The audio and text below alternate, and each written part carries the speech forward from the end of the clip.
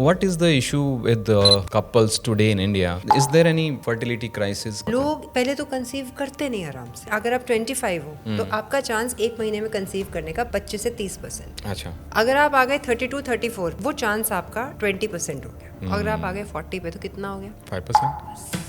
ये मिथ जो है ना सबसे बड़ा है. Don't eat for two. Baby ना पैरासाइट की तरह है, तुम कुछ खाओ नहीं खाओ वो ले लेगा. Hospitals in cities, they have a C-section rate of around like 45-50%. Body की प्रिपरेशन के बिना नेचुरल प्रोसेस ऑफ डिलीवरी होना बहुत टफ है. मेरी एक पेशेंट थी, weight 134 and she had a normal 3.2 kg baby delivering. और ये जो पोस्टमार्टम फेज है ना, सब लोग कहते हैं ये 40 दिन, बट मुझे लगता है ये पोस्टमार्टम फेज ना 1 साल का. To use this 12 months after delivery you should be understanding what is the state of your pelvic floor. Urinary incontinence मतलब खांसे तो यूरिन आ गया, यूरिन होल्ड करने की कैपेसिटी कम हो गई. एक सोसाइटी में चले जाओ, 50 में से आपको 45 में इश्यूज आएंगे यूरिन. आपने अगर घर की लेडी को हेल्दी कर दिया ना तो पूरी फैमिली हेल्दी है. Most women are confused about their bodies and health issues. फिर वो गूगल करती हैं क्योंकि फैमिली से डिस्कस करने में जजमेंट का डर और डॉक्टर के पास जाने का टाइम नहीं. सोशल मीडिया तो इतना कंफ्यूजिंग है ही. So this episode brings answers to all the common questions, जैसे फैमिली प्लानिंग के डाउट्स, प्रेगनेंसी के फियर्स, डिलीवरी के बाद के रियल स्ट्रगल्स, ब्रेस्ट फीडिंग का प्रेशर, मॉमी बेली जैसे diastasis recti, pelvic floor issues, urine leakage, menopause के emotional और फिजिकल चेंजेस. विमेंस हेल्थ में इतने सारे स्टेजेस होते हैं पर कॉन्वर्सेशन बहुत कम होती है. आज सब डिस्कस करेंगे and we have an expert, top most gynaecologist doctor Netika Sobti, director of gynaecology at Fortis hospital Gurgaon. Let's learn from uh 30 years of experience. Dr. Sobti, thank you so much for coming to MHP Bites. Thank you so much, Ashish. It's always a pleasure interacting, talking about things which are close to your heart and which can make a difference. Absolutely. And another reason I want to thank you for coming is because there is so much information overload these days. 15-20 साल पहले information की कमी थी, बिल्कुल. लेकिन आज information left right centre हर जगह है. गूगल है, चैट जीपीटी है, सोशल मीडिया है, वायरल रील्स हैं, राइट. और उसमें बहुत ज़्यादा अनवेरीफाइड, अनसाइंटिफिक एंड अनक्वालिफाइड लोग बहुत कुछ एजुकेट करने की कोशिश कर रहे हैं. I fully agree. और पहले होता था कि एटलीस्ट इन्फॉर्मेशन नहीं होती थी बट एक्सपीरियंस होता था. हाँ, और विजडम आ जाता था. बिल्कुल. अब एक्सपीरियंस भी यूज़ नहीं हो रहा और इन्फॉर्मेशन भी हो रही है, but I think still we are getting somewhere because हम लोग मिलके कर पा रहे हैं वो चीज़. We are able to actually create that awareness कि हमें क्या करना चाहिए, क्या सही है, ये सबको पता होना चाहिए. एंड आई एम श्योर कि एक साथ मिलके हम उनको काफ़ी सारी सही चीज़ें आज बता सकते हैं. And that's the reason doctors like you, experts like you need to come on to in front of people, telling the world what actual science is and what are the real stories. बिल्कुल, है ना. So let's start. मेरा पहला question आपसे ये हुआ कि you have immense experience, 30+ years of experience. How has your practice changed from 25-30 साल पहले से आज? किस तरह क्लाइंट्स, किस तरह के पेशेंट्स आप देखते हो? देखो, मैं एक गायनेकोलॉजिस्ट हूँ. इतने सालों में मैंने वुमेन हेल्थ को बहुत बहुत क्लोजली देखा और समझा है. और मैं एक चीज़ बहुत क्लियरली समझती हूँ कि हम अपने आप को आइडेंटिफाई करते हैं 2 चीज़ों से बचपन से. एक तो बॉडी इमेज बहुत इम्पोर्टेंट है. आप एक 4th क्लास की लड़की को भी, मैं एम नॉट सेइंग कि बॉयज़ का नहीं है, ऑफ कोर्स उनका भी है, but we are identifying as a human being by our body image. And as you come into that late adolescent phase, your skin and everything becomes another big part. And then comes your fertility. तो हमारा weight, हमारा skin, hair और हमारा fertility potential, ये तो बहुत ही important role play करता है. But it doesn't end here. पूरा सीन है फ्रॉम एडोलेसेंट टू मेनोपॉज.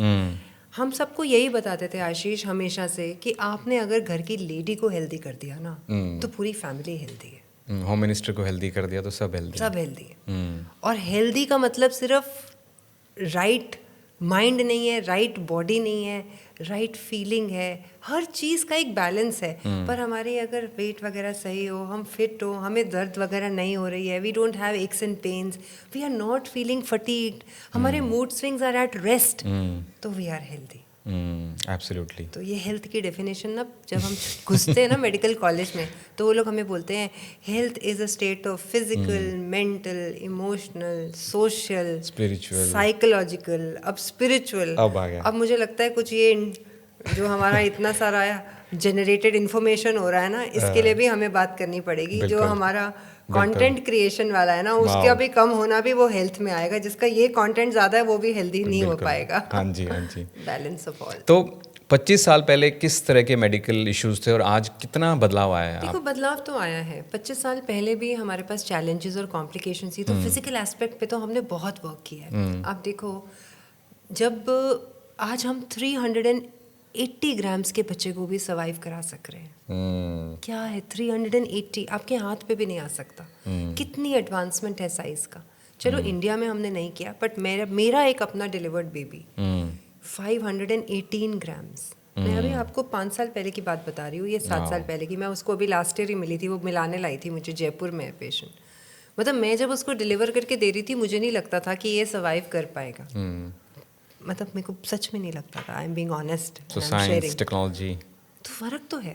तो साइंस ने बहुत तरक्की की है। एंड हम 25 इयर्स पहले जब हम हेल्थ को जिस तरह से समझते थे, आज हम उसके बहुत आगे हैं। बट द प्रॉब्लम इज़ कि हमने छोटी छोटी चीज़ों को तब नज़रअंदाज किया है। बिल्कुल। जब भी एक विमेन हमारे पास आती है, वो मोस्टली कब होती है? एक रिप्रोडक्टिव एज ग्रुप में होती है। She generally will come to us. पहले होता था 21 टू 32, अब तो 28, 29 टू 38, 39। 7-8 साल एज बढ़ गई। बढ़ गई है। मतलब उसकी कंसीव करने है या प्रेग्नेंट होना है तभी आएगा ना कोई आशीष। उससे पहले तो किसी को रियली प्रॉब्लम है, जैसे कोई पेशेंट को बहुत ब्लीडिंग हो रही है या बहुत सिवियरली पेन हो रहा है पीरियड में, या उसकी इरेगुलर साइकिल है, तब आती है।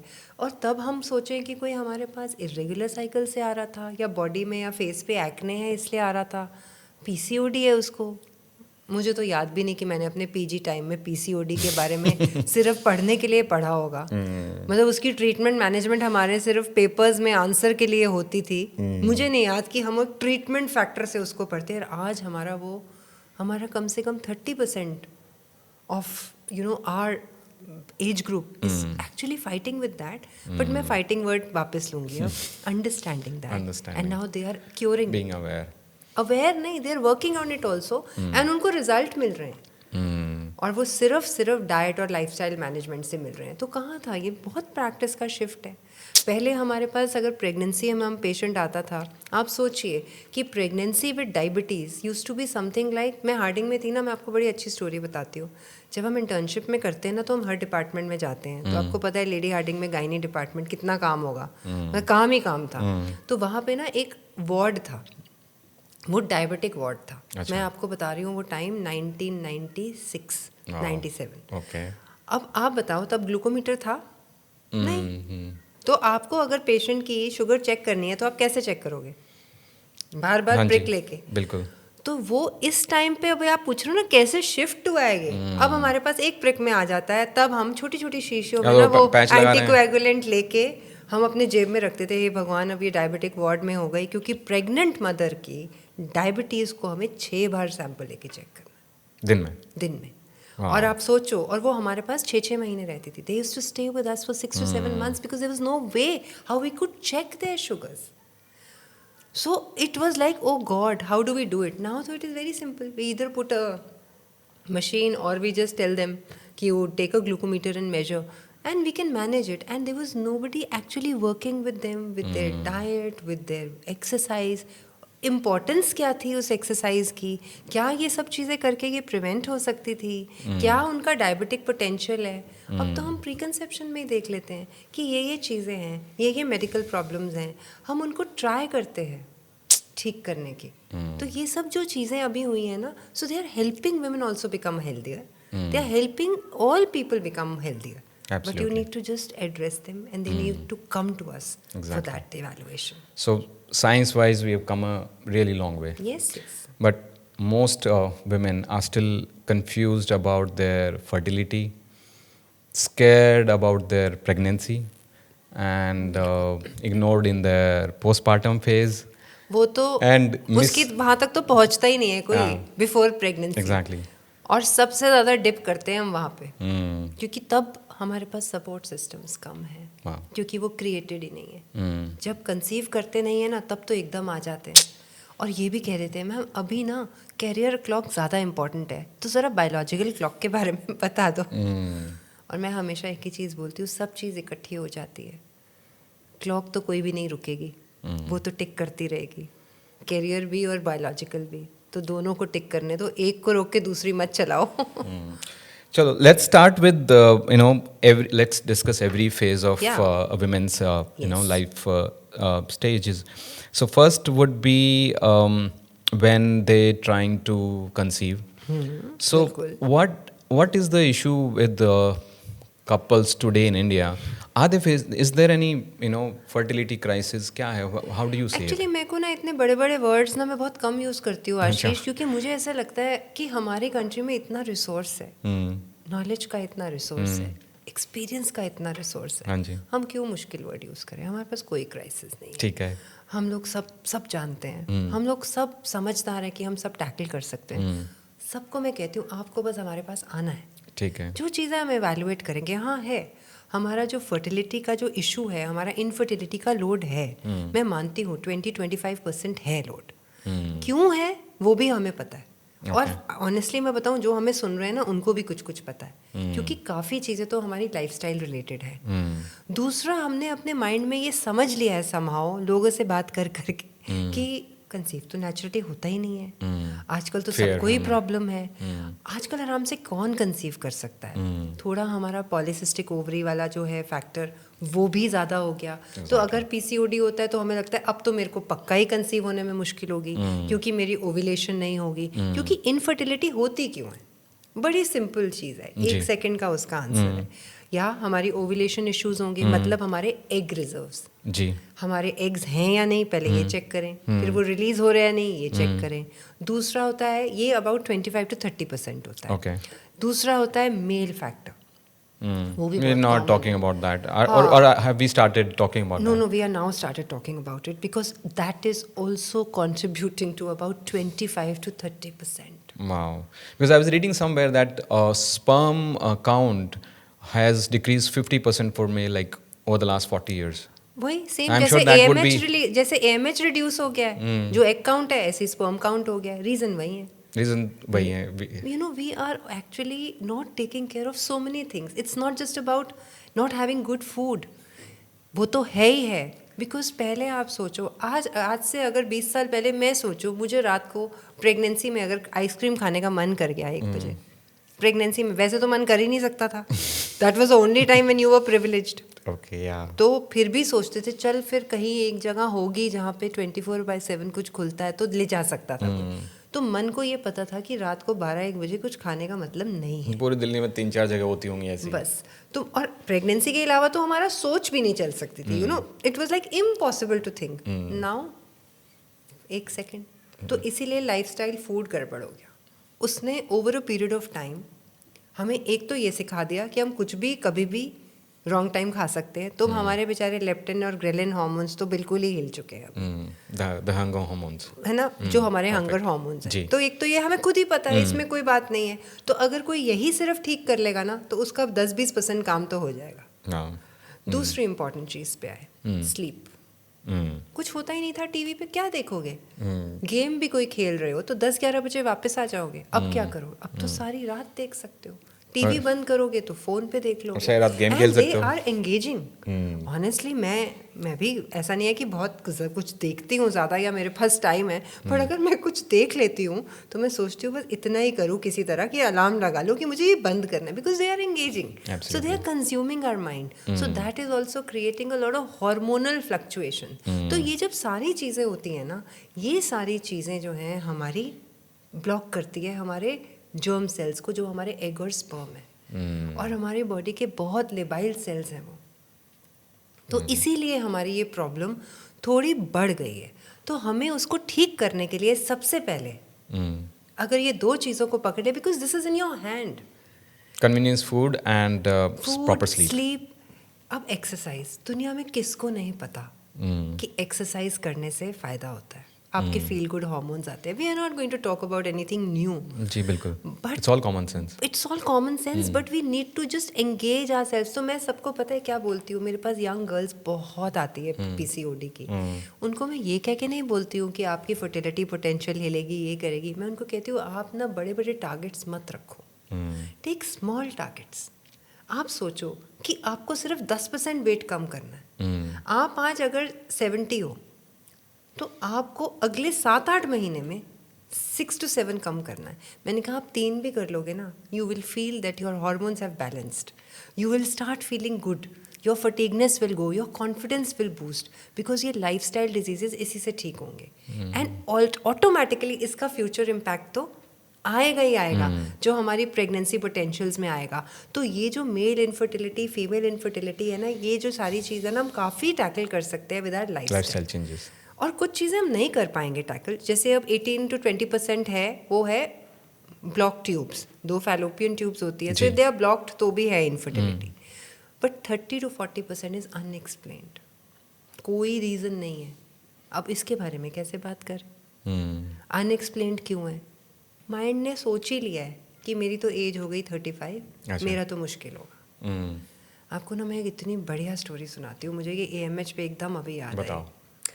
आपको पता है मेरी एक पेशेंट थी, वो मेरे पास आई. उस टाइम तो मैंने उसका AMH नहीं कराया, क्योंकि जब वो मेरे पास आई अर्ली प्रेगनेंसी में, प्रेग्नेंट होके आई, तो मैंने उसका अल्ट्रासाउंड किया तो उसका एक्टोपिक प्रेगनेंसी आ गया. मतलब उसकी प्रेगनेंसी ट्यूब में थी. अच्छा. तो एनीवेज हमने मेडिसिन दी, वो रिजॉल्व हो गया. एंड उसकी एज वॉज 39 कुछ ऐसे.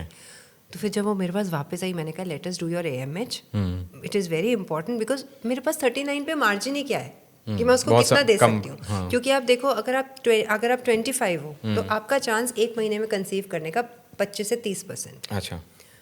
अगर आप आ गए 32-34 पे, वो चांस आपका 20% हो गया. अगर आप आ गए 40 पे तो कितना हो गया? 5%. बस. तो आप इतने कम पे हो अब. तो मेरे पास मार्जिन तो नहीं था, तो मैंने कहा तो ये करा. कहती हाँ मैम मैं आऊँगी, पर मेरा हो जाएगा. मैंने कहा ये करा लो ताकि हम थोड़ा हरी कर ले. और फिर एक ट्यूब प्रेगनेंसी हुई है. अगेन वो 1-2 साल गायब हो गई. अच्छा. फिर आई वो मेरे पास, फिर कंसीव करके आई. AMH तब तक नहीं हुआ था. Okay. Again a tubal pregnancy. और उस टाइम वो स्टेज पे आई कि मुझे वो ट्यूब रिमूव करनी पड़ी. मैंने, पर उस टाइम वो एडमिट हुई तो मैंने उसके टेस्ट करा लिए. ओके. बिकॉज वो पॉजिटिव लेडी है, she is a very positive person and I admire her for that and I can never ever forget her, because उसने मुझे बहुत सारी इंपॉर्टेंट चीज़ें भी सिखाई है अपनी प्रैक्टिस में. जो आप पूछते हो ना मुझे चेंज कैसे हुआ, तो चेंज हर एस्पेक्ट से होता है. एक नॉलेज से होता है, एक एक्सपीरियंस से होता है. बिल्कुल. तो वो ये फिर उसने कहा हम अब कर लो, अब तो दूसरी बार हो गया, अब तो आपको जो करना है आप करो. मैंने उसका AMH किया ना, उसका AMH आया 0.01. नॉर्मली एटलीस्ट हम कहते हैं 1 से ऊपर हो तो गुड है. 0.1 से तो मतलब 0.5 से तो ऊपर ही होना चाहिए. 0.1 to 0.5 बहुत ही कम है. 0.01 तो मतलब no, कुछ almost no. मतलब मेरे को तो यही लगता था अभी तक. I mean that is as a gynaecologist I would think, क्योंकि इतना तो मुझे भी पता है कि अब एग्स हम बॉडी में चेंज नहीं कर सकते. एट बर्थ जितने हैं वो 1 से 2 मिलियन है. ठीक है. ठीक है. फिर आप आगे आओ प्यूबर्टी पे, वो हो जाते हैं 2-3 लाख. हमारी बॉडी में होते हैं. तो 20 लाख से 2-3 लाख पे आ गए हम प्यूबर्टी पे, प्यूबर्टी तक. पर पूरी लाइफ स्पैन में कितनी 30-20 साल 25 साल का रिप्रोडक्टिव लाइफ स्पैन है हमारा. 25 से चलो अब मैं 40 कह देती हूँ, 15 से 20, 45 कह देती हूँ. अभी मैंने परसों ही डिलीवरी करी है 48 ईयर ओल्ड. सो वो कितने रह गए? पूरे उस लाइफ स्पैन में सिर्फ 300-400 एग्स रिलीज होते हैं. क्योंकि मंथ में एक ही तो होना है, बाकी तो डाई आउट ही होंगे अंदर भी. सो ये जो है ऐसे रिड्यूस होते जाते हैं. जब हम 35-40 पे आते हैं तो वो 25,000 रह जाते हैं. जो 14 ईयर्स पे 2-3 लाख थे वो 25,000 हो जाते हैं. So 14 ईयर पे they are like 2-3 lakh. 25 at 25 how many are remaining at 25 age? Around हमारा यही है, कम होते जाएंगे डिक्लाइन पे। तो हमने हमारा जो पूरे उन्होंने स्टैटिस्टिक्स बनाए हैं ना, उन्होंने बनाए हैं कि आपके प्यूबर्टी पे अराउंड 2 to 3 lakhs हैं, फिर आप 30-35 के बीच में आते हो तो आपके 25,000 रह जाते हैं, और मेनोपॉज में 1,000 रह जाते हैं बस। बट रिलीज तो मंथ में एक ही होना है ना, ओके, बाकी तो बॉडी अब्जॉर्ब करेगी ना, एब्सोल्युटली। वो तो हमें पता ही है। तो मतलब हमारे पास 300-400 रिप्रोडक्टिव साइकिल्स है एक लाइफ स्पैन में, जिसमें एग रिलीज हो सकता है। तो अब अगर किसी का 0.01 है तो मैं तो यही सोचूंगी कि कोई चांस नहीं है, रिजर्व ही नहीं है ना, क्योंकि इसमें है ही कम। Can you believe she actually got pregnant and came, because उस 0.01 में भी उसके पास कुछ तो होंगे, क्योंकि अगर मेनोपॉज में भी 1000 एग हैं तो 40 पे उसके पास कुछ तो होंगे। 1000 तो होंगे। मैं ये ना इस लेवल के बाद मैंने जाके रिसर्च किया कि कितने कितने एग्स किस स्टेज पे होते हैं। तो माइंड का, और मुझे कहती थी वो, मुझे पहले एक टॉपिक पे भी कहती थी, मैंने उसको, क्योंकि मैंने उसको कहा था तुम IVF करा लो और डोनर एग IVF करा लो, क्योंकि एक तो ट्यूब आपकी, 2 आपकी एक्टोपिक प्रेगनेंसी हो गई, दूसरा आपका AMH भी नहीं है बेटा, तो आप ना तो अपने आप कंसीव कर पाओगे, और अगर अपने आप करोगे तो फिर आपका ट्यूब में हो गया तो फिर मुश्किल हो जाएगी। तो बेस्ट सोल्यूशन आपके लिए इस डोनर एग IVF। कहती है मैम मैं कंसीव भी अपने एग से करूँगी और मैं देखो होगा भी नॉर्मल, मुझे तो पक्का विश्वास है। और वो सच में आई, अभी मिली हूँ मैं उसको 2 महीने पहले। तो इसीलिए ना ये भी एक पैरामीटर है जो हमें बात करनी है। I am not saying that we are waiting for miracles Ashish, I am not saying we should neglect this. मेरा थीम बोलने का ये नहीं है कि हम ना कराएं वो IVF, हमें कराना चाहिए। मतलब इस पेशेंट में she was one of her kind जिसमें ऐसा हो गया, but we should address them that low AMH also doesn't mean that आपका नेचुरली नहीं होगा। और बहुत बहुत बहुत पेशेंट्स मैंने देखे हैं जिनका एक IVF हो जाता है, भूल ही जाते हैं कि मेरे को दूसरा करना है, with in 6 months they conceive and come naturally, क्योंकि अनएक्सप्लेन्ड है ना 50% तो। और अगर इतने कम AMH वाले भी सब अपने आप को हेल्दियर ऑप्शन में ले आते हैं, और एक बेबी होने के बाद एटलीस्ट हैप्पी तो हो ही जाते हैं। Absolutely. तो हार्मोनल इफेक्ट तो किससे होगा? हमारे And then they see that there is a possibility. उनको ये दिखाई दे जाता है, उनका वो माइंड साइलेंट हो जाता है ना, जो उनका माइंड इतना परेशान हो रहा होता है। तो हमारे बेबी की हम केयर गिविंग में इतने एनग्रॉस हो जाते हैं, हमारे पास इतना वो ऑक्सीटोसिन शिफ्ट आ जाता है, तो वो भी हमारे लिए नरिशिंग हो जाता है टू कंसीव। जैसे एक्सरसाइजेस हम क्यों इतना बोलते हैं आजकल, why do we talk about it? वो रिलीज से कितने पेशेंट्स हैं, मैं उनको बोलती क्या हूँ, मैं कहती हूँ कुछ नहीं हो रहा ना, नहीं हो रही ना एक्सरसाइज, तुम सूर्य नमस्कार कर लो, बिल्कुल 10 कर लो घर पे, और मेरे कितने कंसीव करे पता है विद दैट ओनली। ऑसम। तो बहुत सारी हार्मोन्स की है, सो that is what I am talking. तो डॉक्टर एक क्वेश्चन जो आई was reading somewhere that conception age has increased over the years. Last 10 years में भी मेरे ख्याल से 21-22 से वो 30-31 साल की हो गई है। बिल्कुल आइडियल जो है वो तो है ही 22 से 29। So अब तो हमारे पास बहुत रेयर पीस, मतलब एटलीस्ट इन गुड़गांव ऐसी जगह में आई डोंट, मेरे कितने पेशेंट्स होंगे, I can count on my fingers जिनका मतलब 25 से नीचे तो मेरे पास सिर्फ 2 ही हैं, सिर्फ 2 ही हैं, और 28 से नीचे भी मेरे पास मुश्किल से I would have 20%, maximum is between 31 to 33 and about 30% are over 35 years. 30%? Yeah, 30%. And after 39 भी मैं कहूँगी 10 से 15% है, I agree. But less than 25 I मुझे नाम भी याद है at a point of time वो इतने ही होते हैं। So at what point a couple should come to you when they are mentally ready and they think कि भाई we should plan a baby? किस टाइम पे आपके पास आना चाहिए? Definitely come to us before. We all talk about it time and end कि it is very important that at least you know what is your general health, what is your fertility potential, what is the status of your vaccination. आप आज बताओ इतनी छोटी सी चीज़, we are sitting in the मैं तो कहती हूँ we are sitting in the political capital. हाँ, मैंने गुरुग्राम से ज़्यादा पॉलिटिकल भी पोल्यूशन कैपिटल, हाँ वो भी है। अब मैं तो कहती हूँ ना पॉजिटिव बोलो, मैं तो अपने माइंड से ना कुछ निकालती नहीं नया कि भाई कोई ऐसी चीज़ हो जो सही हो कम से कम। भाई जहाँ पे आपके पास सारा कुछ है, you have one of the best metros, you have best of facility, best of doctors. Everybody is well settled. Everybody wants to be healthy.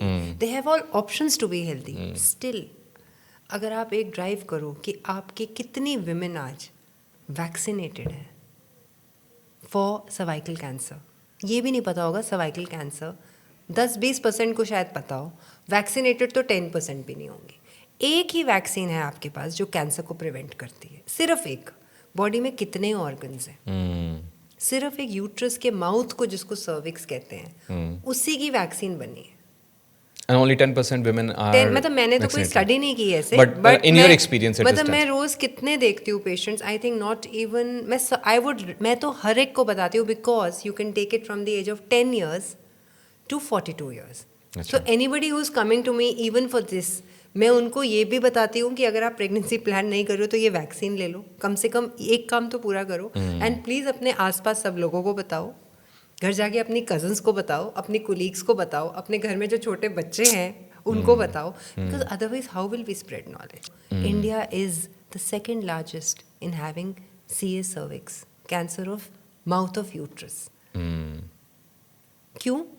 क्योंकि हमारे पास अवेयरनेस नहीं है. आपको पता है मेरे पास इतने पेशेंट्स आते हैं, जो भी आती हैं डिलीवर करती है, तो वो लोग बहुत थैंक यू और सब करते हैं ना आफ्टर, और हम उनको उनकी इतना प्रेशियस गिफ्ट देते हैं. तो मैं उनको कहती हूँ आप मुझे एक गिफ्ट दे दो, आप अपनी मम्मी को ले आओ, मैं उनका पैप स्मेयर कर लेती हूँ. Okay. ताकि हमें पता चल जाए कि हम कैसे कैंसर पोटेंशियल को कम करेंगे. किसी का टेस्ट होगा तो ही तो ना, बिकॉज ये टेस्ट होने से पहले बता देता है कि होगा 10 साल बाद. अच्छा. Just a 2-minute test. So these are awareness things that even if one woman will come to us in connect and contact.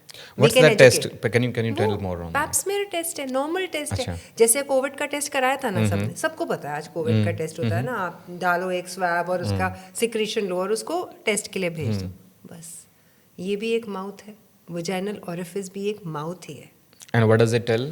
बस उसकी सिक्रीशंस जो हैं वो आप ले लो, टेस्ट कर लो, और वो यूट्रस के माउथ को सर्विक्स कहते हैं, उसकी आप कर दो रीडिंग, वो उसमें आ जाता है अगर आपका कोई कैंसरस प्री कैंसरस सेल है. Okay. कैंसर तो है ही नहीं, क्योंकि a normal healthy person is coming to you, but हो तो नहीं सकता, वो भी बता देता है. So next 10 years risk done once every 3 to 5 years. So we have to understand that women health cannot be just limited to one aspect, and we have to talk about all this. अब schools के अंदर भी सबको इतनी awareness है, जो भी 10-11 साल की बच्ची है उसको दे रहे हैं वैक्सीन. ऐसे कुछ वैक्सीनेशंस होती है जो प्रेगनेंसी में अगर आपको इन्फेक्शन हो जाए तो वो हमारे आने वाले बेबी के लिए हार्मफुल है, तो हमें वो भी वैक्सीनेशंस देनी होती हैं. सो वो भी हम चेक करते हैं. So this was for cancer, others are for viral infections. So we definitely tell them to come for a preconception visit. Moreover, their lifestyle needs to improve. I tell everybody, when you want to plan a pregnancy, first so we will do your test, कितना AMH है, क्या sperm है, एक बार करा लो, because अगर आपको career clock ज़्यादा चलानी है, तो biological clock का बता तो दो ना क्या है. So I can tell you कि चलो जी हमारे पास है अभी थोड़ा टाइम, उतना तो हम करेंगे ही करेंगे, बट एटलीस्ट हम साइड में भी जो भी उनके हेल्थ इश्यूज हैं उन सबको भी तो सेट कर सकते हैं ना. ये इतना इम्पोर्टेंट है, इसीलिए. So if they are overweight or they're they should, I tell them to go on a detox program, eat healthy, do very good exercise, because और मैं उनको कहती हूँ 3 महीने क्यों चाहिए, क्योंकि जो लाइफ साइकिल है ना स्पर्म की वो तो 3 महीने की है. Okay.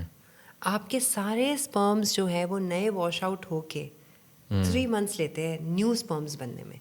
तो अगर आपने एक अच्छा डाइट लिया है, और वो अच्छे डाइट की डेफिनेशन ना आशीष सबको पता है आज की date, common sense. And then mind, मैं तो माइंड के लिए बहुत कुछ करती हूँ. No smoking, no drinking, no drugs. ये तो मतलब इसमें तो कोई डाउट ही नहीं है, बिकॉज आपको पता है हमारी स्मोक में तो 2200 केमिकल्स हैं. अब फिर मुझे लोग कहते हैं मैम इसका क्या करें पोल्यूशन का, इसमें तो पता ही नहीं कितने हैं.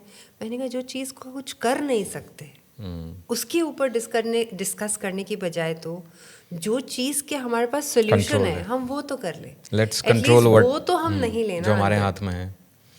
तो नो स्मोकिंग, नो अल्कोहल तो हमें करना ही चाहिए, और 3 months का total detox, weight loss, eating healthy, doing exercise, feel good hormones इन फ्लो, ये सारे हमारे हार्मोन्स को बैलेंस करता है, जो हमारे फर्टिलिटी पोटेंशियल को टैकल करते हैं। तो डॉक्टर ये चीज़ें तो आपने बताई जो कि हमारे कंट्रोल में, जो हमें करनी है, बिल्कुल। But then there must be things which are not in our control. So how do you like when they are struggling and they have done everything possible, then what मैं इज सबको कहती available? हूँ किस बात की चिंता है? अच्छा. अगर नहीं हो रहा तो क्या ट्राई करो, नहीं होगा है नहीं क्या, हमारे पास असिस्टेड रिप्रोडक्टिव टेक्निक्स है ना, तो हम क्यों वरी कर तो रहे थोड़ा हैं? उनके बारे में एजुकेट करो. देखो सब लोग कहते हैं आईवीएफ आईवीएफ आईवीएफ, मैं कहती हूँ देखो एक प्रोसेस होता है नेचुरल, एक होता है असिस्टेड। उसका नाम ही बदल दिया हमने। पहले हमने क्या लिखा, इन विट्रो फर्टिलाइजेशन, इसमें देख के लगता है पता नहीं कोई भारी हो रहा है हमारे जीवन से शायद कुछ। अब है असिस्टेड रिप्रोडक्टिव टेक्निक्स। इंसान जब नॉर्मल होता है वो अपने आप चलता है, जब बूढ़ा हो जाता है उसको कोई असिस्टेंस चाहिए होती है, वो दे देते हैं, तब तो किसी को और नहीं लगता। हमारी बॉडी हमें इतना अच्छा सपोर्ट कर रही है। मैं आपका वीडियो देख रहा था, आप उसमें बोल रहे थे ना कि छोटे बच्चे को भी तो जब वो कुछ लकीर खींचता है, वो सीधी लाइन नहीं खींच पाता, तो हम असिस्ट करते हैं ना उसको सीधी लाइन खींचने इतना में. हम करते हैं, बट इधर आके हम क्यों घबरा जाते हैं? Why are we afraid of क्यों IVF? डरते हैं? कुछ नहीं है। मैं ये नहीं कह रही हूँ कि करना है, मैं ये भी नहीं कहूँगी किसी को कि नहीं ज़रूरी लोग कर रहे हैं की तरफ ही जाओ. नहीं, मैं आपको बताऊँ आईवीएफ के कितने सारे डॉक्टर्स भी ना दिल से उनकी यही इच्छा होती है कि नेचुरल हो जाए, क्योंकि एक डॉक्टर की यही इच्छा होती है कि बॉडी की नेचुरलिटी को पूरा प्रिजर्व करो। बट अगर नहीं हो रहा, आज अगर अभी मुझे अगर थायराइड है तो मुझे गोली तो खानी पड़ेगी ना, मैं जितनी मर्जी कोशिश कर लूँ एक्सरसाइज से, अगर मेरा लेवल उतना अच्छा नहीं है एक्सरसाइज का तो मैं उसको कम कर सकूंगी पर बंद नहीं कर सकूंगी।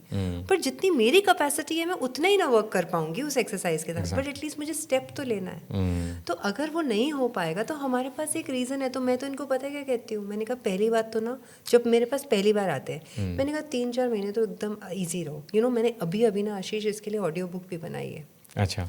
मैंने इसलिए बनाई है क्योंकि मुझे इतने मैसेजेस आते थे इंस्टा पे कि मैम आप हमें बताओ, आप हमें गाइड करो, आप गाइड करो। मैं सोचती थी मैं इनको क्या कोर्स बनाऊं, कितने प्री कंसेप्शन कोर्स का क्या करेंगे। इनको बात करनी है, इनके मन को पकड़ना है, इनके बॉडी को समझाना है, इनको खाना क्या खाना है, और अगर इनका आईवीएफ भी हो जाए तो वो भी नॉर्मल है, उनको ये बताना है। तो लिटरली मेरे को जो माइंड में आया ना, मैंने इनके लिए एक ऑडियो बुक प्रिपेयर करी, जैसे वो एक कंपेनियन की तरह चले। ऐसे ही प्रेगनेंसी के लिए करी, because this is what they wanted from me कि मैम आप हेल्प करो। आपसे लिंक लेके हम इसमें डाल देंगे वीडियो में, so that people can go through यहाँ इट. तो पहले कोई भी चीज़ देखो, आप लोग भी यही बोलते हो कि अगर आपको पतला होना है तो पहले आप शीशे में देखो अपने आप को कि आप इतने पतले हो।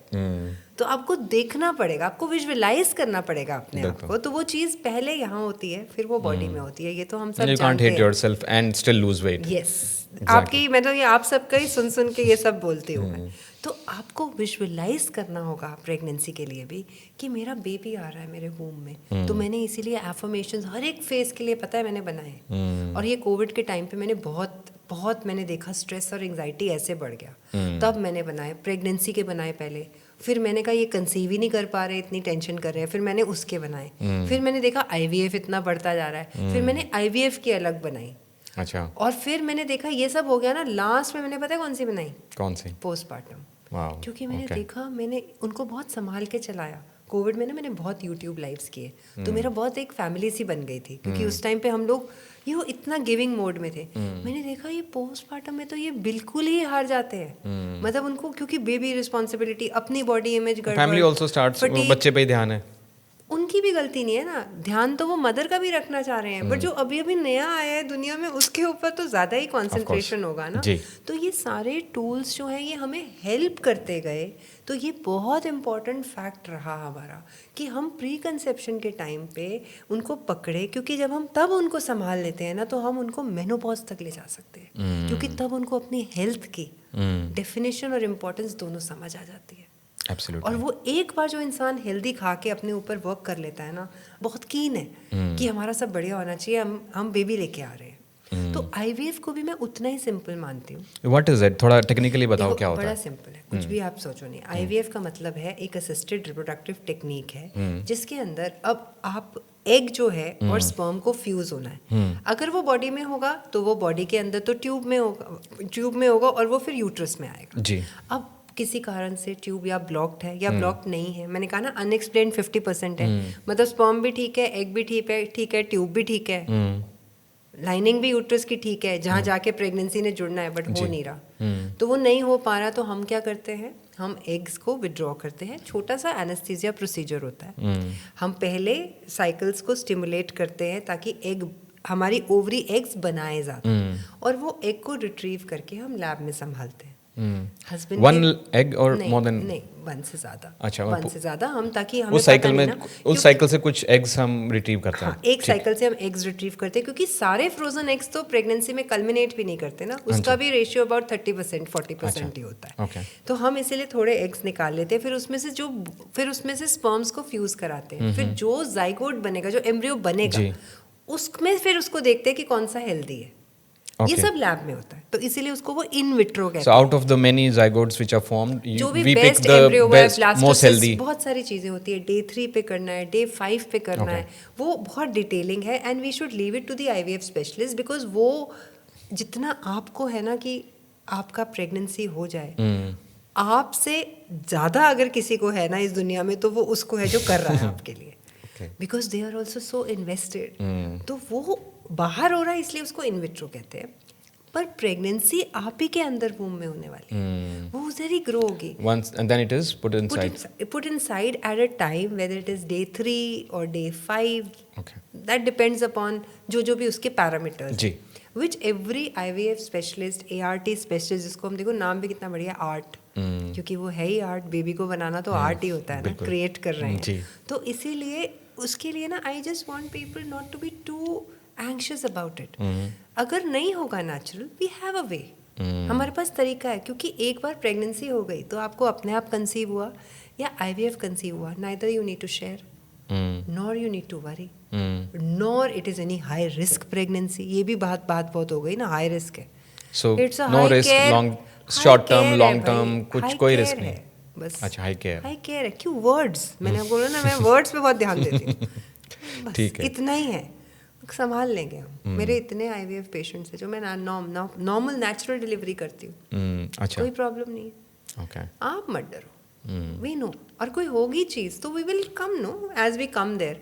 पर उसका भी आप कहोगे अब IVF का सक्सेस रेट क्या है? हाँ, IVF का सक्सेस रेट है, अगर हमारा 35 के बीच में ही है, क्योंकि 25 पे तो कोई IVF कराएगा नहीं। जनरली कराना तो हमें तभी होता है जब हम ट्राई कर रहे हैं या हमारा AMH का रिजर्व ही नहीं है। अराउंड 35 में भी जनरली नहीं करने को, we can even do it 25. Supposing a girl comes and she's planning to conceive since 21 and she doesn't conceive, and when we check her, she doesn't have a good egg reserve or some other issues but which you're जो saying. main मैं मतलब कहने का मतलब है, it is between 30-35 because that is the time that women are more focused for conception. So at that time, around the conception rate is somewhere between 45%, 25 to 45%.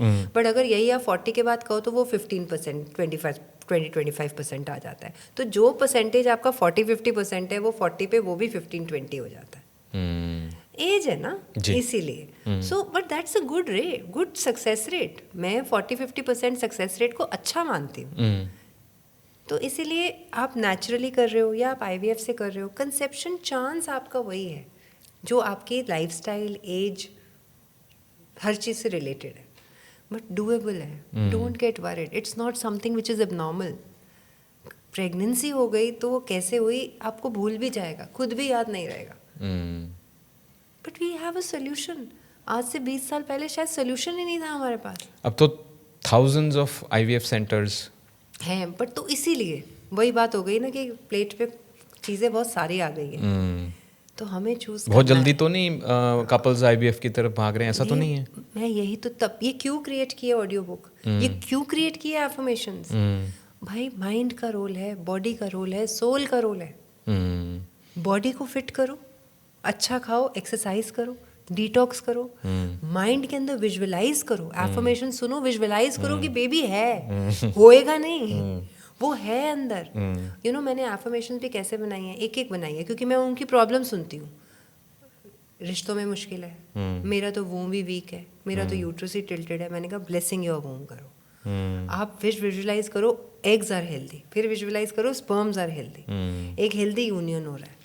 आपको anxiety नहीं है, परफॉर्मेंस प्रेशर, हर चीज़, everything इतनी complicate करी हुई। तो मैंने उनको कहा सब सुनते जाओ और सुनोगे तो फिर बनोगे ना। Just because you have some assisted solution with you doesn't mean कि आप थोड़े से मैं ही चले जाओ. And if you go to the and everybody is there to help you. All doctors will only be there to help you. मैंने आपको नहीं बताया उसका AMH ही नहीं था, उसमें खुद भी कॉन्फिडेंस था, तो मैं भी उतना आगे तक गई.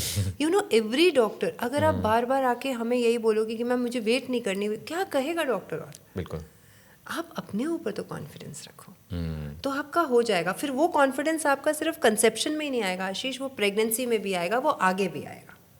ये एक कंटिन्यूड जर्नी ऑफ वुमनहुड है, फेमिनिज्म है, and be very proud about that part.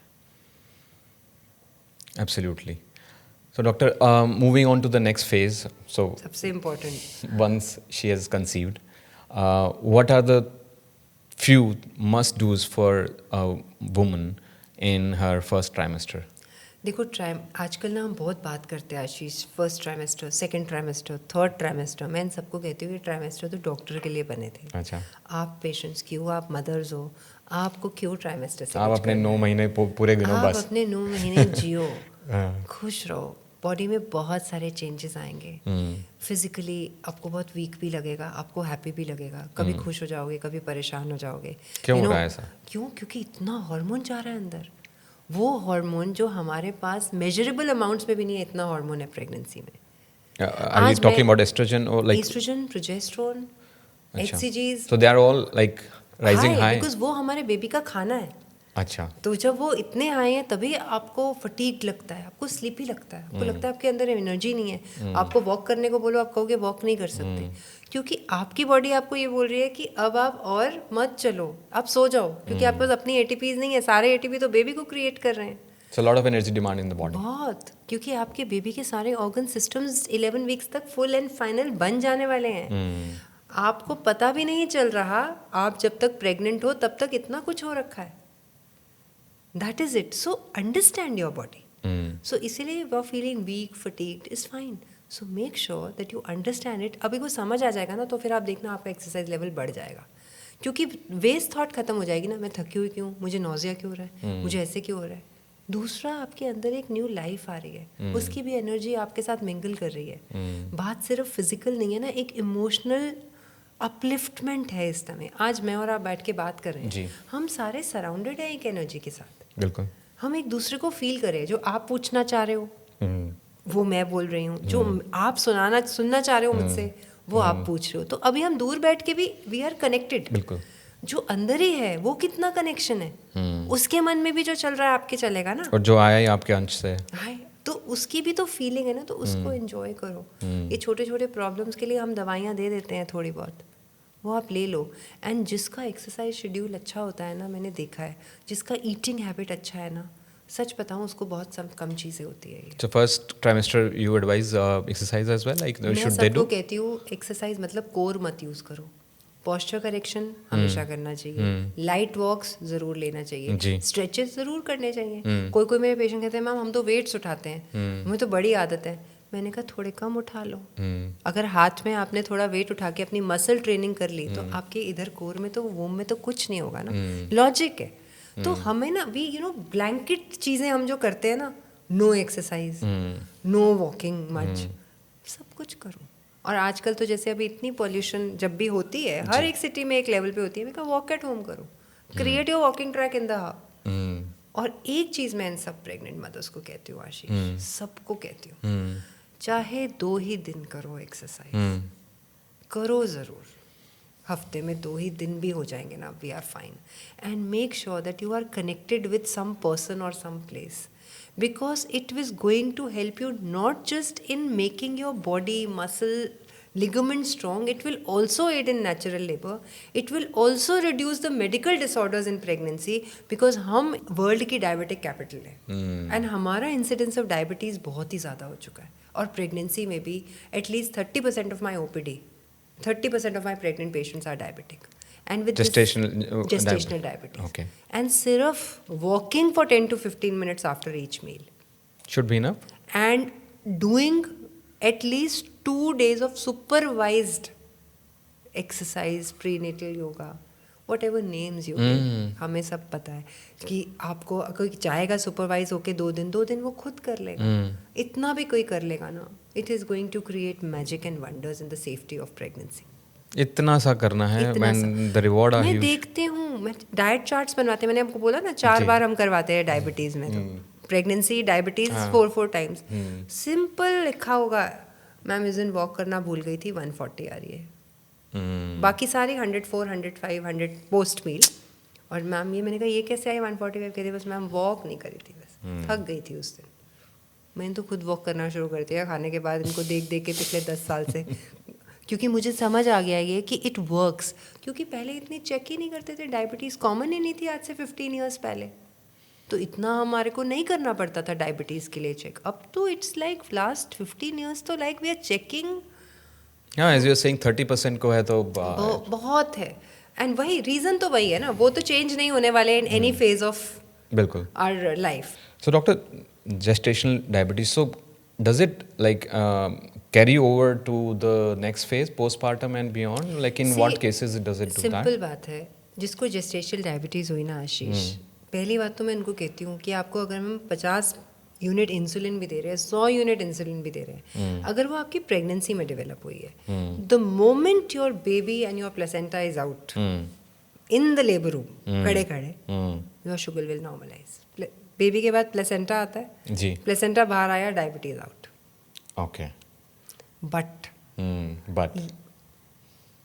मैं सोचती हूँ pregnancy is a window of opportunity, we should not lose that window for a lady, because it's the window of opportunity where you can know कि what is your health in 40s and 50s 60s going to be. that's decided in the pregnancy. Decided नहीं है, it gives Lot you of a things are- window, आपको एक झरोका मिल जाता है, कहते हैं ना देखने के लिए कि ये चीज़ें हैं आपके पास अभी हैं, ये 10-20 साल इन्हें पकड़ लो ताकि आपको ये सब ना हो। क्योंकि आपको इस टाइम पे डायबिटीज़ अगर होती है, हाई बीपी अगर होता है, आपके लिवर इश्यूज होते हैं, मतलब कि हमें अपनी बॉडी के ऊपर वर्क करना, अपने माइंड को एट रेस्ट रखना, अपनी स्लीप को सेटल करना बहुत ज़रूरी है। So it gives a signal, Yes, even if you are in a sign for normal our weight. metabolic health. Yes, Okay. क्योंकि इससे बड़ा मेटाबॉलिज्म शिफ्ट कब होगा इंसान की लाइफ में ना, प्रेगनेंसी में तो किधर इधर उधर सब हार्मोन्स चल रहे हैं, पर हम ले लेते हैं उसको। We are designed like that, we should be honoured about our body. Absolutely. मैं सबको कहती हूँ you should feel a lot of power with in you. कोई बात नहीं, डायबिटीज़ हो गई, भगवान ने आपको बताया अभी हो गई है, अभी बेबी के साथ इसको अच्छे से मैनेज करो, और बेबी के होने के बाद पूरी लगा दो अपनी जान, ताकि ये हो ही ना ही अभी आपको कभी। हर चीज़ को समझ के उसके ऊपर वर्क करना है ना आशीष। बिल्कुल।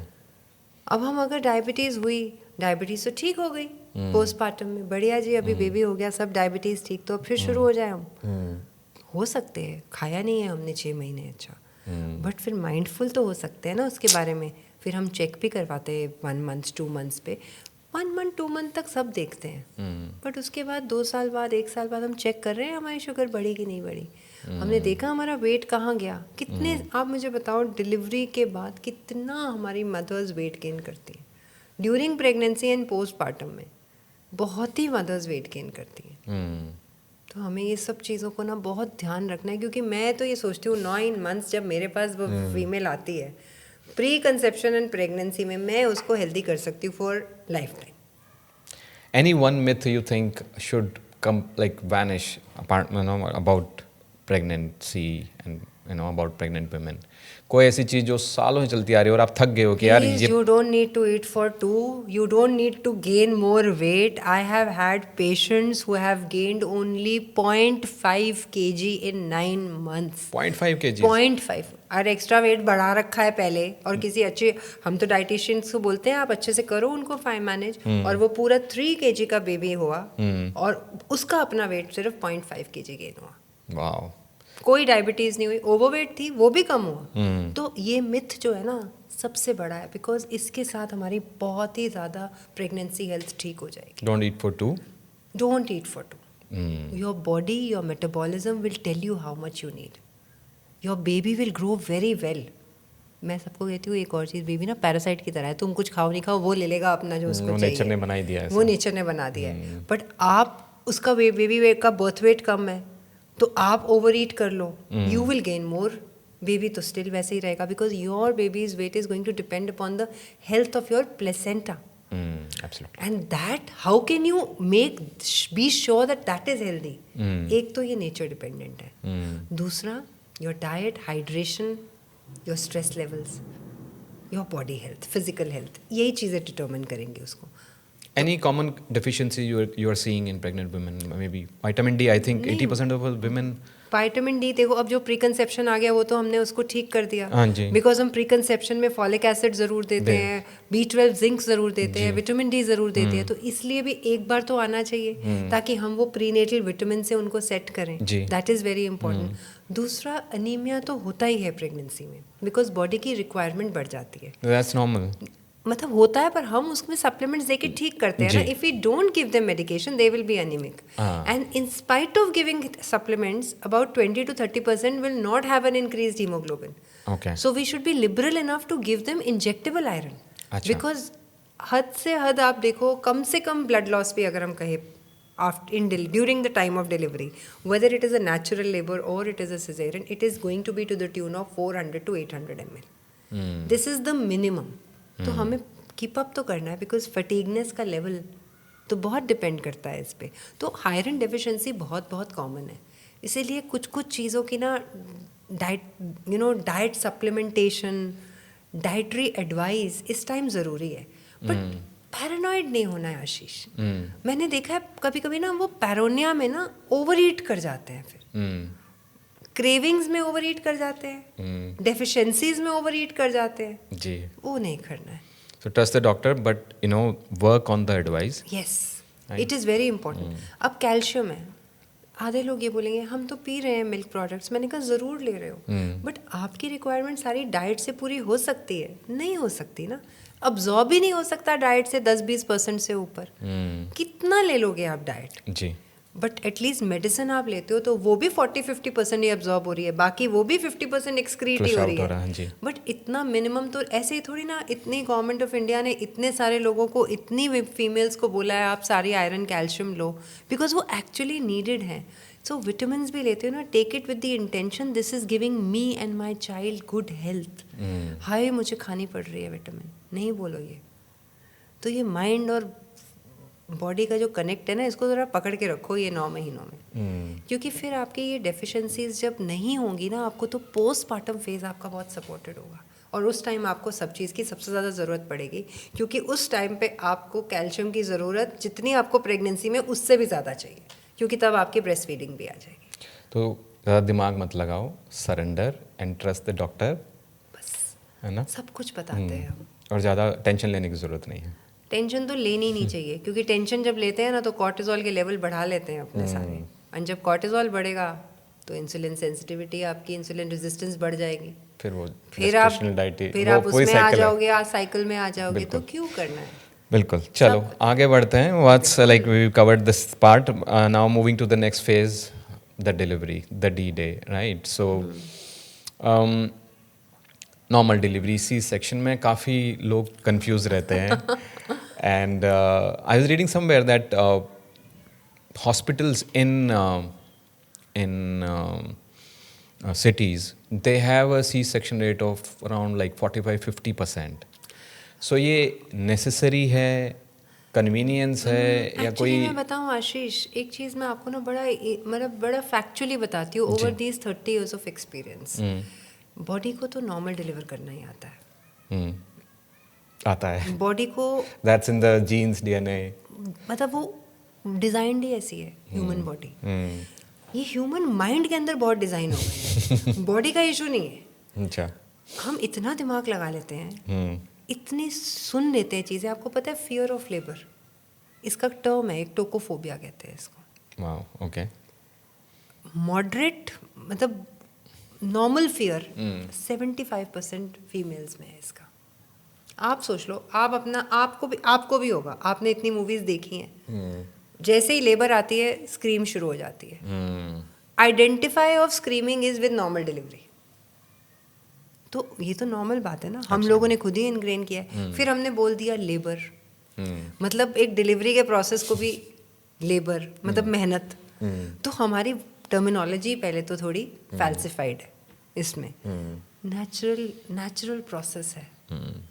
आप देखो एनिमल्स जाते हैं एक जगह ढूंढते हैं, डिलीवर करते हैं, वो जैसे ही डिलीवरी होती है उनके बच्चे खड़े भी हो जाते हैं। मैंने देखा एक काऊ को डिलीवर करते हुए, it's been quite a few years. मैं शॉक्ड थी देख के, बहुत साल हो गए। मैंने सोचा हम तो पता नहीं इतना क्या करते रहते हैं। आराम से एक कोने में पीछे वो झाड़ वाली जगह थी, डिलीवरी हुई, कोई आवाज़ नहीं, एकदम ईजी। वो बच्चा हुआ, वो जो उनका बेबी काऊ था ना, वो कैटल वो उठ के मतलब खड़े भी हो गए, वो अपने आप खड़े हो गए, वो अपने आप वो मिल्क के लिए चले गए। मतलब किसी को कुछ नहीं चाहिए था। मैं कह हमें इतना कुछ क्यों चाहिए? प्रोग्राम्ड है ना दिमाग, हम भी प्रोग्राम्ड है, हमें ज़रा ऊपर का इन्फॉर्मेशन ज़्यादा आ गया। तो एक तो हमें ये समझना है कि नॉर्मल नेचुरल प्रोसेस ही नॉर्मल है, कभी भी नॉर्मल सिजेरियन नहीं कहा जाता। बट अभी हमारी जो क्या कहूँ मैं, पेल्विक फ्लोर्स में जिसके बारे में सोचूं ना, मुझे लगता है उसका तो फंक्शन ही नहीं पता किसी को, नहीं पता। We'll talk about that. हाँ जी, को हमने स्ट्रेंथन ही नहीं किया, तो कैसे वो सपोर्ट करेगी एक नेचुरल प्रोसेस को? आप बताओ ना। पहले तो चल लेते थे, अब चलना भी कम हो गया। पहले तो होते ही नहीं थे मोड्स ऑफ ट्रांसपोर्ट जी। तो हमारी एक नेचुरलिटी ऑफ वॉकिंग, फिर using are we had those WCs जिसमें हमारी squatting position was a natural position. हमारे पास ना सीढ़ियाँ थी ना कुछ थे, घर का काम भी करते थे, कुछ ना कुछ करते रहते थे। अगर नहीं भी बहुत ज़्यादा कर रहे थे बट फिर भी बहुत कर लेते थे जी। तो everything has actually culminated in a different process. तो हमारी पेल्विक फ्लोर को हमें या तो वैसे एक्सरसाइजेस करानी पड़ेंगी, करानी चाहिए। मैं तो सबको बोलती हूँ कि अगर आप सोचते हो कि आप बिना कोई मेहनत किए, अब आप उसको मेहनत कह लो क्योंकि आपको अपने काम से टाइम निकालना पड़ेगा या अपने रूटीन से टाइम निकालना पड़ेगा, बॉडी की प्रिपरेशन के बिना नेचुरल प्रोसेस ऑफ डिलीवरी होना बहुत टफ है। मैंने इतने ओवरवेट पेशेंट्स पता है देखे हैं डिलीवर होते हुए, आप मानोगे। मेरी एक पेशेंट थी, मुझे कतई उम्मीद नहीं थी वो नॉर्मल हो सकती है। वेट 134। इतने प्रेगनेंसी के उसके चैलेंजेस थे। मैं सोचती थी पता नहीं योगा भी मतलब कितना ही हेल्प करेगा। ऑनेस्टली ओबेसिटी में नॉर्मल लेबर बहुत मुश्किल होती है। मैं ये नहीं कह रही, सब लोगों ने करी होंगी कोई ना कोई, बट फिर भी वो एक भी जो हम करते हैं ना, वो हमारे लिए कुछ सीख होती है। वो उसने इट्स नॉट अ रेगुलर उस मतलब during the process of labour also उसने इतना बढ़िया पोजेज और वो सब करे, and she had a normal 3.2 kg baby delivering with so much of fat over the thighs also, because fat था बट फ्लेक्सिबिलिटी थी, मैलेबिलिटी थी, लिगामेंट में जान थी उसको पकड़ने की, उसको पुश आउट करने की। मेहनत करी थी उस लड़की ने। आशीष करनी चाहिए हमें। और अगर हम थिन है तो और ही आसान है, फिर तो हमारी सारी फैट ही नहीं है तो मसल ही अच्छी बना लो। क्योंकि प्रॉब्लम तो यही है, अगर हमारी मसल स्ट्रेंथ अच्छी है नेचुरल लेबर हो जाएगी। तो कोई प्राइवेट हॉस्पिटल को ऐसे सिजेरियन करने का नहीं है माइंड में। हमारे WHO का एक्सेप्टेड रेट इज़ 20%, चलो 25 कर लो मैक्सिमम, क्योंकि डायबिटीज़ बढ़ गई, हाई BP बढ़ गया, ये भी सारी मेडिकल कॉम्प्लिकेशंस बढ़ गई। लोगों के अंदर फियर इतना ज़्यादा बढ़ गया है, फियर बहुत लोग एक पहले तो कंसीव करते नहीं आराम से, उसमें चैलेंज आ जाता है। कहते हैं मैम हमारे को तो बस बेबी दे दो, हमें कोई फ़र्क नहीं पड़ता। दूसरा इम्पोर्टेंट, बहुत सारे मैंने देखा है आजकल ना प्रोग्राम डिज़ाइनर बहुत हैं, शायद एटलीस्ट मैं शायद गुरुग्राम में हूँ तो वो कहते हैं मैम ये प्रोग्राम्ड लाइफ चाहिए, ये जो अनसर्टेनिटी है ना एक ये लेबर वाले प्रोसेस की। मैंने कहा इसको लेबर मत बोलो, मैं वर्ड नहीं यूज़ करती है, ये नेचुरल प्रोसेस की। मैम अच्छा ये नेचुरल प्रोसेस की जो आपकी इरेगुलरिटी है ना, डायनामिज्म है, ये हमारे को नहीं पता लगता। they need predictability। देखो प्रिडिक्टेबिलिटी कैसे होगी आशीष? 3 स्टेज लेबर के हैं। First stage of labour can last from 8 hours to 36 hours। क्या बताएं किसका कितने टाइम होगा? Exactly। सिर्फ समय देना होता है, बॉडी प्रिपेयर्ड रखो, माइंड से विजुअलाइज करो। इसीलिए मैंने कहा माइंड को पावरफुल कैसे करोगे? कहते हैं मैम माइंड कैसे पावरफुल रहे, सारे लोग तो डराते ही रहते हैं। मैंने कहा आपके पास तो इतना बड़ा बेबी अंदर बैठा हुआ है जो इतना क्लीन प्योर सोल है, कनेक्ट करो उससे, उसके पास बहुत एनर्जी है। जब आप उससे कनेक्ट करोगे ना तो आपको इट्स जस्ट लाइक कि आपको मेहनत करनी है। आपका बच्चा सामने है, वो बीमार है या उसको कोई प्रॉब्लम है, आपको याद ही नहीं रहता कि मुझे दर्द हो रही है, मुझे बुखार हो रहा है, या आपको भी बुखार होगा, आपको वो भी याद नहीं रहेगा, उसको लेके जाना है। आपके पास जिससे कनेक्शन है ना, उसके लिए आप किसी भी लेवल तक जाओगे. Is that what you teach in your Virtue Baby thing? Yes. I know it's very close to your heart. That is the connection. And connections जो होते हैं ना, ह्यूमन कनेक्शंस, आशीष, क्रिएट न्यूरल कनेक्शंस. Hmm. यही समझना है. हम सारे husband wife family bonded हैं, बेबी के साथ कनेक्टेड हैं. Hmm. आप देखोगे आपके चैलेंजेस ऑफ प्रेगनेंसी भी ऐसे विथर हो जाते हैं. मेरी एक पेशेंट है, उसका अभी मैंने डिलीवरी करी है उसकी. उसका मैंने नॉर्मल नहीं किया, सिजेरियन किया, बिकॉज उसका बेबी की ग्रोथ 26 वीक्स पे ही, मतलब सेकेंड ट्राइमेस्टर में बहुत कम हो गई थी. अच्छा.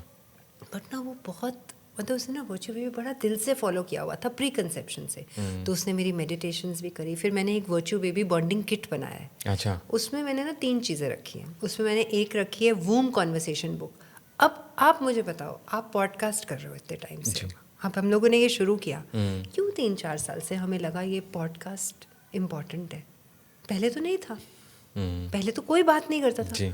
बात करने से, कम्युनिकेशन से ही आप कनेक्शन बनाते हो, और आप दुनिया चेंज कर सकते हो, लोगों के दिलों को जीत सकते हो, उनको नॉलेज दे सकते हो, मैसेज पहुंचा सकते हो. मैसेज पहुंचा सकते हो. क्योंकि बोलना ज़रूरी है. वर्ड्स एक एनर्जी है, कम्युनिकेशन एक आर्ट है. तो इसीलिए वूम कॉन्वर्सेशन बनाई कि आपका बेबी और आप बात करो. कुछ टाइम है जो पेरेंट बेबी से बात करे, क्या हो रहा है इस वीक में, वीक वाइज बनाई. अच्छा. कि ये वीक में ये हो रहा है. आजकल सब ऐप्स भी वो देते हैं, पर ऐप्स में आपको पढ़ना है, आप बोलना है, आपको अपने बेबी को अपनी आवाज़ सुनानी है. और फिर मुझे एक पेशेंट ने कहा, दूसरा वर्जन निकाला मैंने उसका 1-2 साल में ही, कि मैम हमारा बेबी हमसे बात कर, हम तो बेबी से बात करें, बेबी तो बात ही नहीं कर रहा हमसे. फिर मैंने उसमें एडिशन किया कि बेबी भी मम्मी को कह रहा है, हेलो मम्मी, हेलो पापा. अच्छा. मैं बहुत कंफर्टेबल हूँ अंदर. आप अपना ध्यान रखो, आप अच्छा खाना खाओ, आपके लिए आज दादी ने इतना अच्छा कुछ बनाया, मुझे बहुत अच्छा लगा. कि अगर नहीं भी बनाया तो बना लो. I heard you saying our words are our world. Yes, मैं तो So that's the kind of world we are creating when we. तो फिर आप कनेक्टेड हो. ऐसे ही फिर स्टोरी बुक बनाई, क्योंकि फादर्स के लिए वो मुश्किल हो जाती है वो कॉन्वर्सेशन ना, बिकॉज मदर के तो अंदर है बेबी. वो फील है. तो मैंने कहा father figure is always associated with कि सिखाओ अच्छा. जैसे ना पिलर जी. तो वो फादर्स स्टोरीज पढ़े ताकि बेबी सुने आवाज़. क्योंकि बेबी अंदर सुन सकता है, बेबी अंदर सारी चीज़ों को फील कर सकता है. सारे फ्लेवर्स जो आप लेते हो, खाना खाते हो जो आप, वो भी आपका बेबी उस एमनियोटिक फ्लूइड में इनटेक करके अपने टेस्ट बनाता है. तो जो माहौल आपने क्रिएट किया हुआ घर में, योर बेबी इज. सो जितने लोगों ने मैंने देखा, उसका 26 वीक्स से उसके बेबी का आया कि उसके बेबी को जो ब्लड फ्लो जा रहा है प्लेसेंटा से वो कम है. मतलब मुझे उम्मीद थी मैं 2-3 हफ्ते ही दे पाऊंगी. बेबी का वेट तब 780-800 ग्राम्स ऐसे ही था, 760 ग्राम्स था. हमने कहा कि देखो रोज़ रोज़ हमें ultrasound every twice a week करना होगा. और ऐसा नहीं है कि ये एक ही केस था, ऐसे बहुत सारे केसेस हैं ये. मतलब they would be contributing, and हर एक डॉक्टर के पास ऐसे पेशेंट्स आते हैं जी. पर क्या होता है ना कि जो पेशेंट एक कनेक्टेड पेशेंट है ना, जिसकी फैमिली, बेबी, मदर सब कनेक्टेड होते हैं ना मेंटली, मतलब at in a positive frame होते हैं. आप सोचो मैं उसको 33.1 तक लेके जा पाई. वो बच्चा जो 760 ग्राम्स का था, मैं 1.39 kg का बेबी उसको डिलीवर करा के दे पाई. स्ट्रेस होगा उसको, बट उसने उस स्ट्रेस को अपने ऑरा के अंदर प्राइमरी इमोशन नहीं रखा. सिर्फ जब मैं उसका सिजेरियन करने जा रही थी ना, तो उसके हस्बैंड और वाइफ ने मुझे बोला, मैम पक्का सब बढ़िया है ना, वैसे हमें यकीन है बट आज थोड़ा सा डर रहे हैं. बड़ी बात है आशीष, 26 हफ्ते से 7 हफ्ते उस डर के उनको, मतलब वो डरे नहीं उतना 7 हफ्ते. ये काम करता है माइंड. और उसने अपनी पूरी एक्सरसाइजेज भी अपनी करती रही, अपने योगा करती रही, अपनी वो बहुत अच्छी, शी वॉज अ वेरी एक फिट पर्सन. वो पहले भी एक्सरसाइज करती थी. तो कहती है मैं कंटिन्यू करूँ. मैंने कहा बिल्कुल करो, आप नेगेटिव बैलेंस में मत रखो बॉडी को, बट करो आप. तो ये आप जो बोल रहे हो ना, ये जो फिटनेस की जर्नी जब पहले से शुरू होती है ना, वो आपके हर लेवल के इशू में आपको साथ देती है. ये सिर्फ उस टाइम के लिए नहीं होती है, ये आपकी लाइफ टाइम के लिए होती है. So that is very important. Another thing which confuses a lot of pregnant women is epidural use of it, or मुझे मैं सबको बड़ा बड़ा सिंपल बताती हूँ. मैंने कहा एक हेयर जितनी पतली नीडल है और वो बिल्कुल बिल्कुल आपको मदद करेगी, क्योंकि सबकी जो पेन टॉलरेट करने की कैपेसिटी है ना, देखो वो तो हो गई है कम, क्योंकि उतना बॉडी सपोर्ट तो हमारा नहीं मिल पाता. दर्द सहन करने की क्षमता नहीं रही इतनी जितनी पहले होती थी, क्योंकि पहले ऑप्शन ही नहीं था ना. अब जब ऑप्शन ही नहीं था, मैंने जैसे आपको बताया, जब कोई था ही नहीं कि कोई आके रात को 1 बजे कुछ खिलाएगा, तो भूख ही नहीं लगती थी ना. एग्जैक्टली. तो वी हैव टू, उसमें मैं तभी इसीलिए सबको बोलती हूँ कि अगर हमारे टाइम पे नहीं था, like my son is 28 years old, मैंने तो एपिड्यूरल शायद पढ़ा भी नहीं होगा उस टाइम पे जब मैं मेडिकल कॉलेज में थी. मतलब it was just like a line in our. But 2001 में when I joined Max hospital, हमने 2001 से एपिड्यूरल ऑप्शन ऑफर किया था. तो मेरा experience of giving epidural analgesia to all pregnant women is now कितने 25 ईयर्स, 2001 से बता रही हूँ.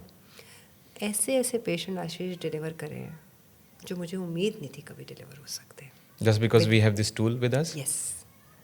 Right place, right person, right counseling, positive frame of mind, right And their trust on the doctor. Ultimately तो कनेक्शन और trust 2 ही चीज़ें हैं. मेरा एक सिंपल फॉर्मूला है, मैं सबको एक ही चीज़ कहती हूँ. देखो आप और हमारा ना, चाहे आप प्रेगनेंसी में आ रहे हो, चाहे आप किसी सर्जरी के लिए आ रहे हो. जैसे परसों एक सर्जरी करी जिसके इतने सारे फाइब्रॉइड्स थे यूट्रस में, उसको कंसीव नहीं हो रहा था. 24 फाइब्रॉइड्स. अब इतना सारा निकालने के बाद यूट्रस ही कितना बचा है. मैंने कहा बचेगा और ये काम करेगा. ये फेथ और ट्रस्ट रखो, क्योंकि मेरा और आपका गोल एक है, हेल्दी मदर हेल्दी बेबी. सिर्फ हमारे पास जो चीज़ें हैं वो थोड़ी अलग हैं. मेरे पास नॉलेज है, एक्सपीरियंस है, स्किल है, एक्सपर्टाइज है.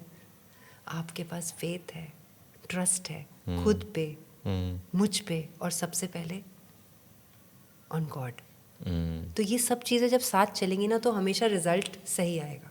बिल्कुल. और कुछ नहीं भी कभी आएगा ना सही, क्योंकि हमारे कार्मिक अकाउंट्स तो अपने हैं ना सबके. तो भी एटलीस्ट ड्यूरिंग द जर्नी हमारी resilience बढ़ जाएगी with positive thinking. We'll be able to tackle the negative event also in a better way. So these are important lessons of life. And अगर ये lady of the house को आते हैं ना lessons, तो उसकी पूरी फैमिली को आ जाएंगे. तो इसलिए ये तो हम वर्क तो हम वुमेन हेल्थ पे ही कर रहे हैं ज़्यादा.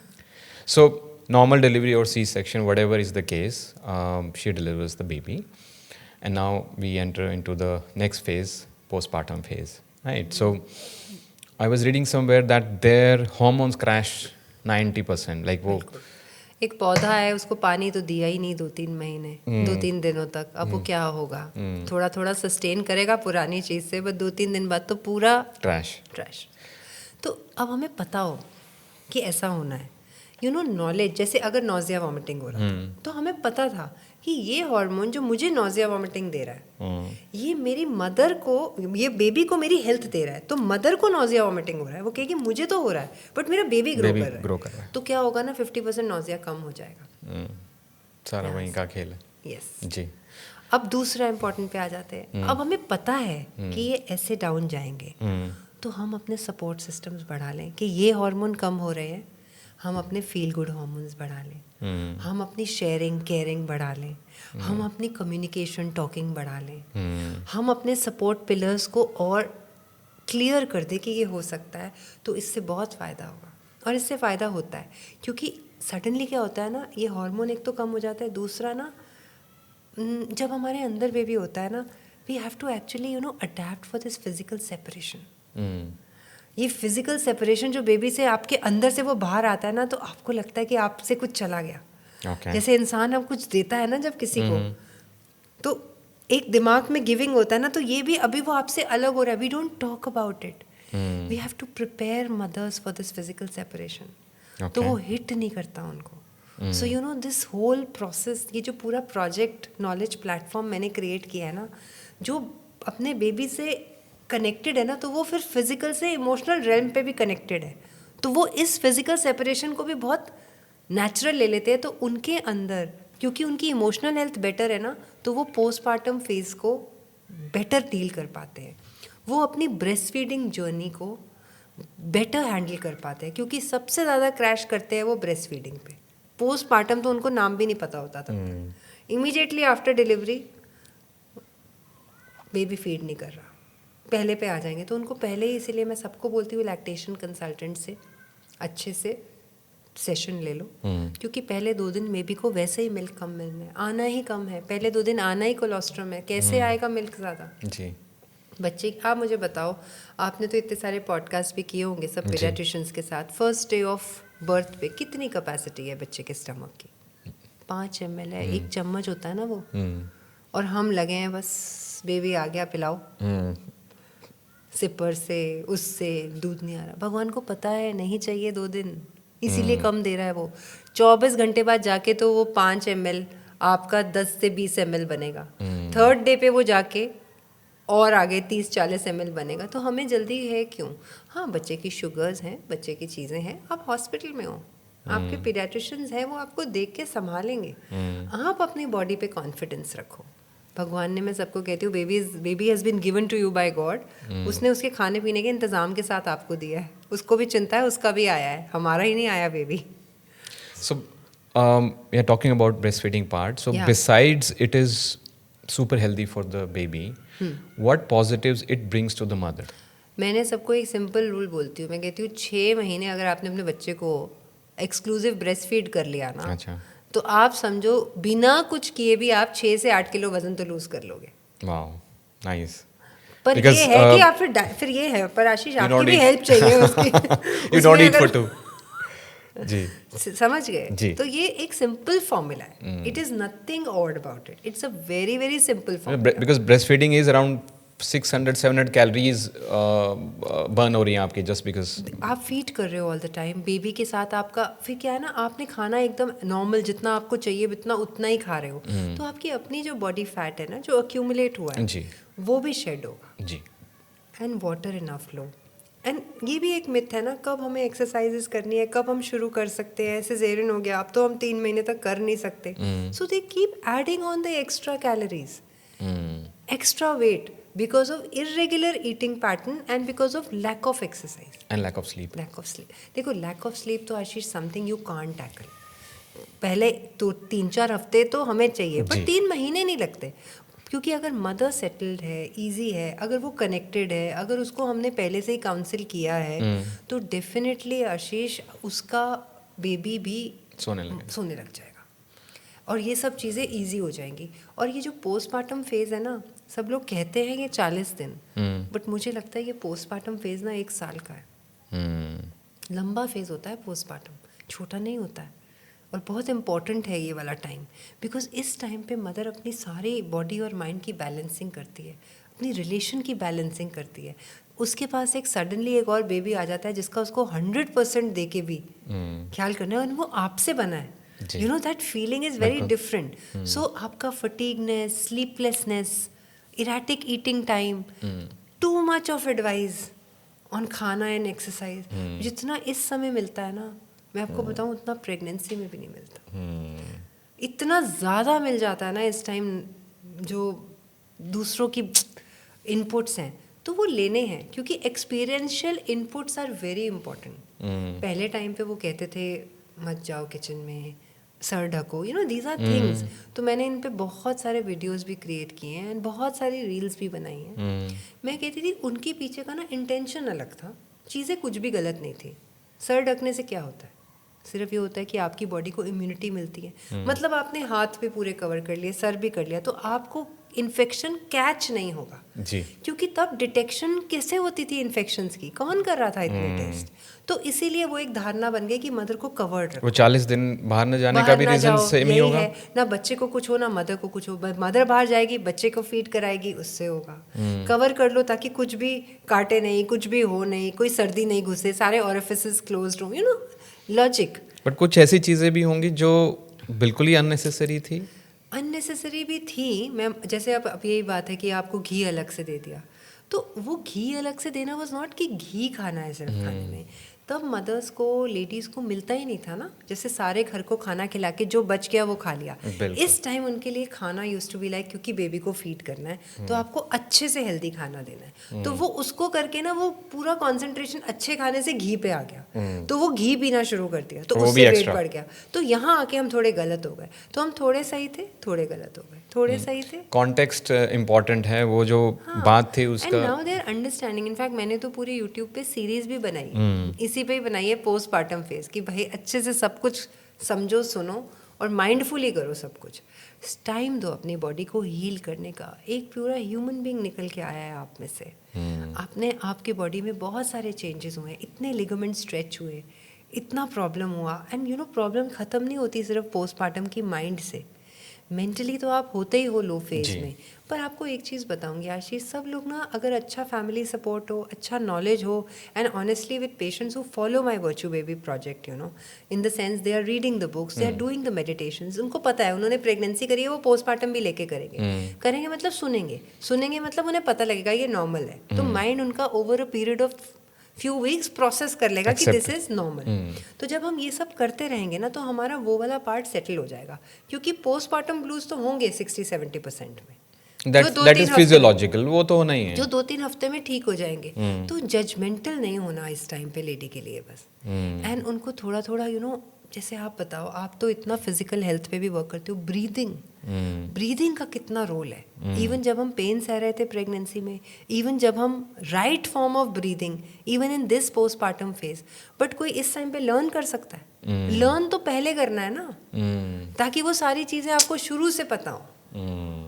तो इसीलिए ये सब चीज़ें इतनी इम्पोर्टेंट रोल प्ले करती है हमारा, तो ये ध्यान रखना है, क्योंकि ये चीज़ ख़त्म होके फिर हम अगले पार्ट में आएंगे। ये तो हो गई हमारी माइंड की। अब आप बताओ, आपके पास तो कितने आते होंगे फिजिकल इश्यूज, उनको क्या क्या है आपके पास? आपको तो बहुत अच्छे से पता होगा, बहुत ज़्यादा है। और बताते कम है क्योंकि उनको यूजुअल समझ लेते हैं, बट वो बहुत ज़्यादा फिजिकल क्वालिटी ऑफ लाइफ को हैम्पर करते हैं। द मोस्ट इम्पॉर्टेंट और मोस्ट प्रॉब्लम, मतलब talked about problem with new mothers is diastasis recti.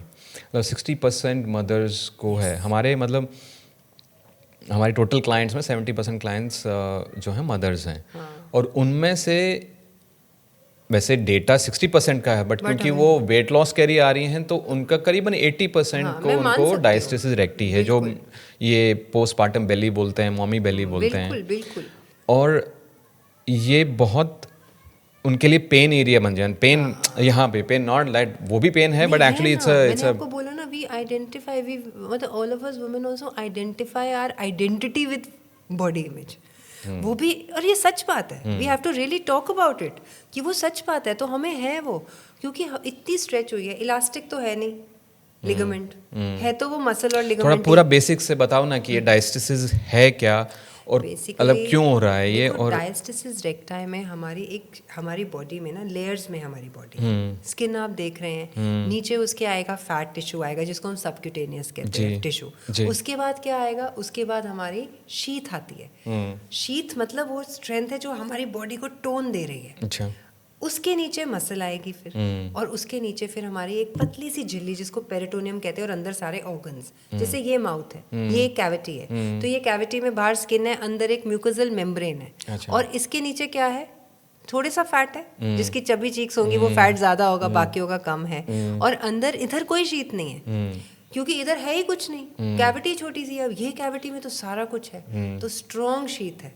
अब वो शीत जो है ना, वो हमारा एक गार्ड बन के खड़ी है, पर जब वो स्ट्रेच हुई तो वो ऐसे खिंच गई।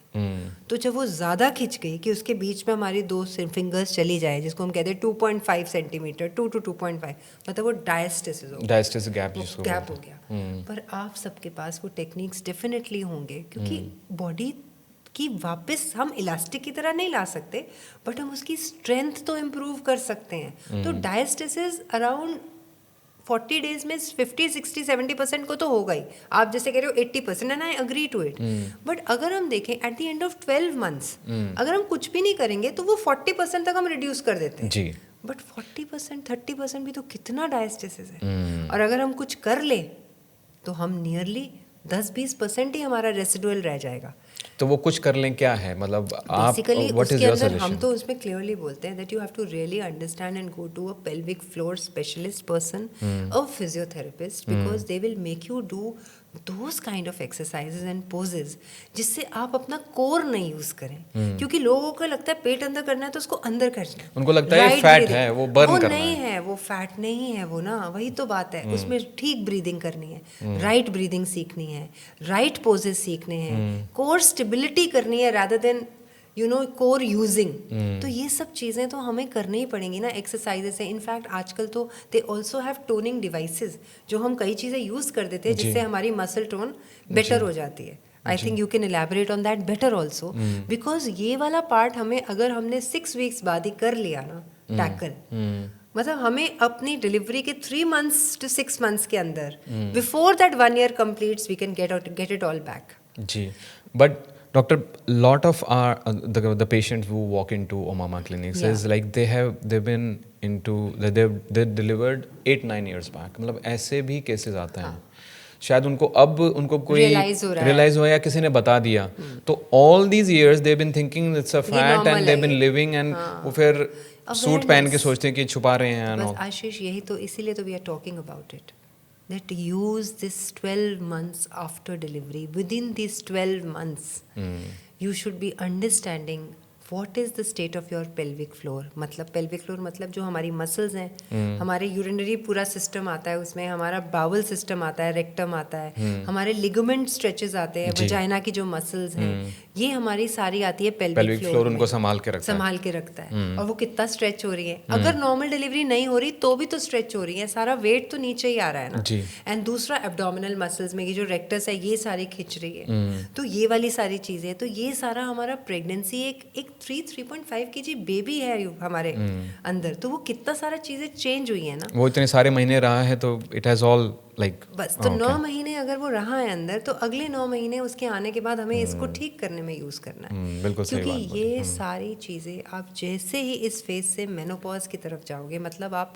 पेरीमेनोपॉज 40s में आ जाओगे, आपका ये सारा रिपरकशन उस पे आता है। Okay, are you talking about hernias और वो सब चीजें या देखो वो? हर्निया तो बहुत थोड़ों में बनेगा, अगर किसी का डायस्टेसिस 4 सेंटीमीटर मतलब 4 फिंगर्स हम डाल पाए, हमें हर्निया का उसमें आएगा। अच्छा, और उतना तो वो ट्रीटमेंट के लिए आ ही जाता है। जो नहीं आते हैं ना, वो माइल्ड वाले नहीं आते। What is organ prolapse? Is it related to the same thing? Organ prolapse भी ना अब हमारी अर्बन सिटीज में कम है, अच्छा। क्योंकि हम इतना प्रीमेच्योर पुशिंग नहीं कराते। अच्छा, ऑर्गन प्रोलैप्स का भी रीजन जो है वो डेफिनेटली अब अर्बन में पूरा प्रोलैप्स नहीं होता, बट वीक पेल्विक फ्लोर जो है ना वो ज़्यादा प्रॉब्लम करती है। तो प्रोलैप्स तो आपको उतने नहीं दिखेंगे आज की डेट में, क्योंकि इवन अगर हम रूरल में जाएं तो अब माइंडफुली होती है डिलीवरीज। आज से 20 साल 30 साल पहले थोड़ा सा ज़्यादा ओवर पुशिंग एफर्ट्स होते थे। अच्छा। ओवर वो लोग करते थे पुश, तो इसलिए ज़्यादा होते थे। बट ओके, बहुत ही अनसेड चीज़ें हैं जिसके बारे में हम बहुत कम बात करते हैं। इमीडिएटली आफ्टर डिलीवरी भी हमारे पास एक ये डायस्टेसिस का प्रॉब्लम आता है, दूसरा आता है यूरिनरी इनकॉन्टिनेंस। ये बहुत यूरिनरी ज़्यादा। इनकॉन्टिनेंस भी अराउंड 35 to 45% लेडीज़ में होता ही है। अब ये तो वो स्टैटिस्टिक्स है जो लोग पूछ रहे हैं, क्या है, पूछ ही थोड़ा नहीं रहे। समझाओ, जब लोग देख रहे हैं तो दे शुड देखो understand what urinary is. Incontinence मतलब खांसे तो यूरिन आ गया, यूरिन होल्ड करने की कैपेसिटी कम हो गई, सडनली आपको ना घबराहट होने लगती है कि आपने बाहर जाना है, अभी आप फिर अभी यूरिन पास करके जाओ, तो यूरिन का होल्ड आपका जो है वो कम हो जाता है। then you feel as if you've not passed it completely. Okay. After passing urine, if you go back again in 5 minutes, you will again pass more. So these are all parameters जो urinary incontinence का एक बड़ा parameter है, जिसमें सबसे ज़्यादा common है खांसने पे, स्नीजिंग, खांसना। फिर जैसे वो एक्सरसाइज शुरू करते हैं ना, जब तो हम उनको थोड़ा सा बोलते हैं, जंप करने फिर से जंप करने से यूरिन लीक करता है, so they have to use something. So ये एक हमारे लेबर प्रोसेस का भी और प्रेगनेंसी प्रोसेस का भी एक पिटफॉल है।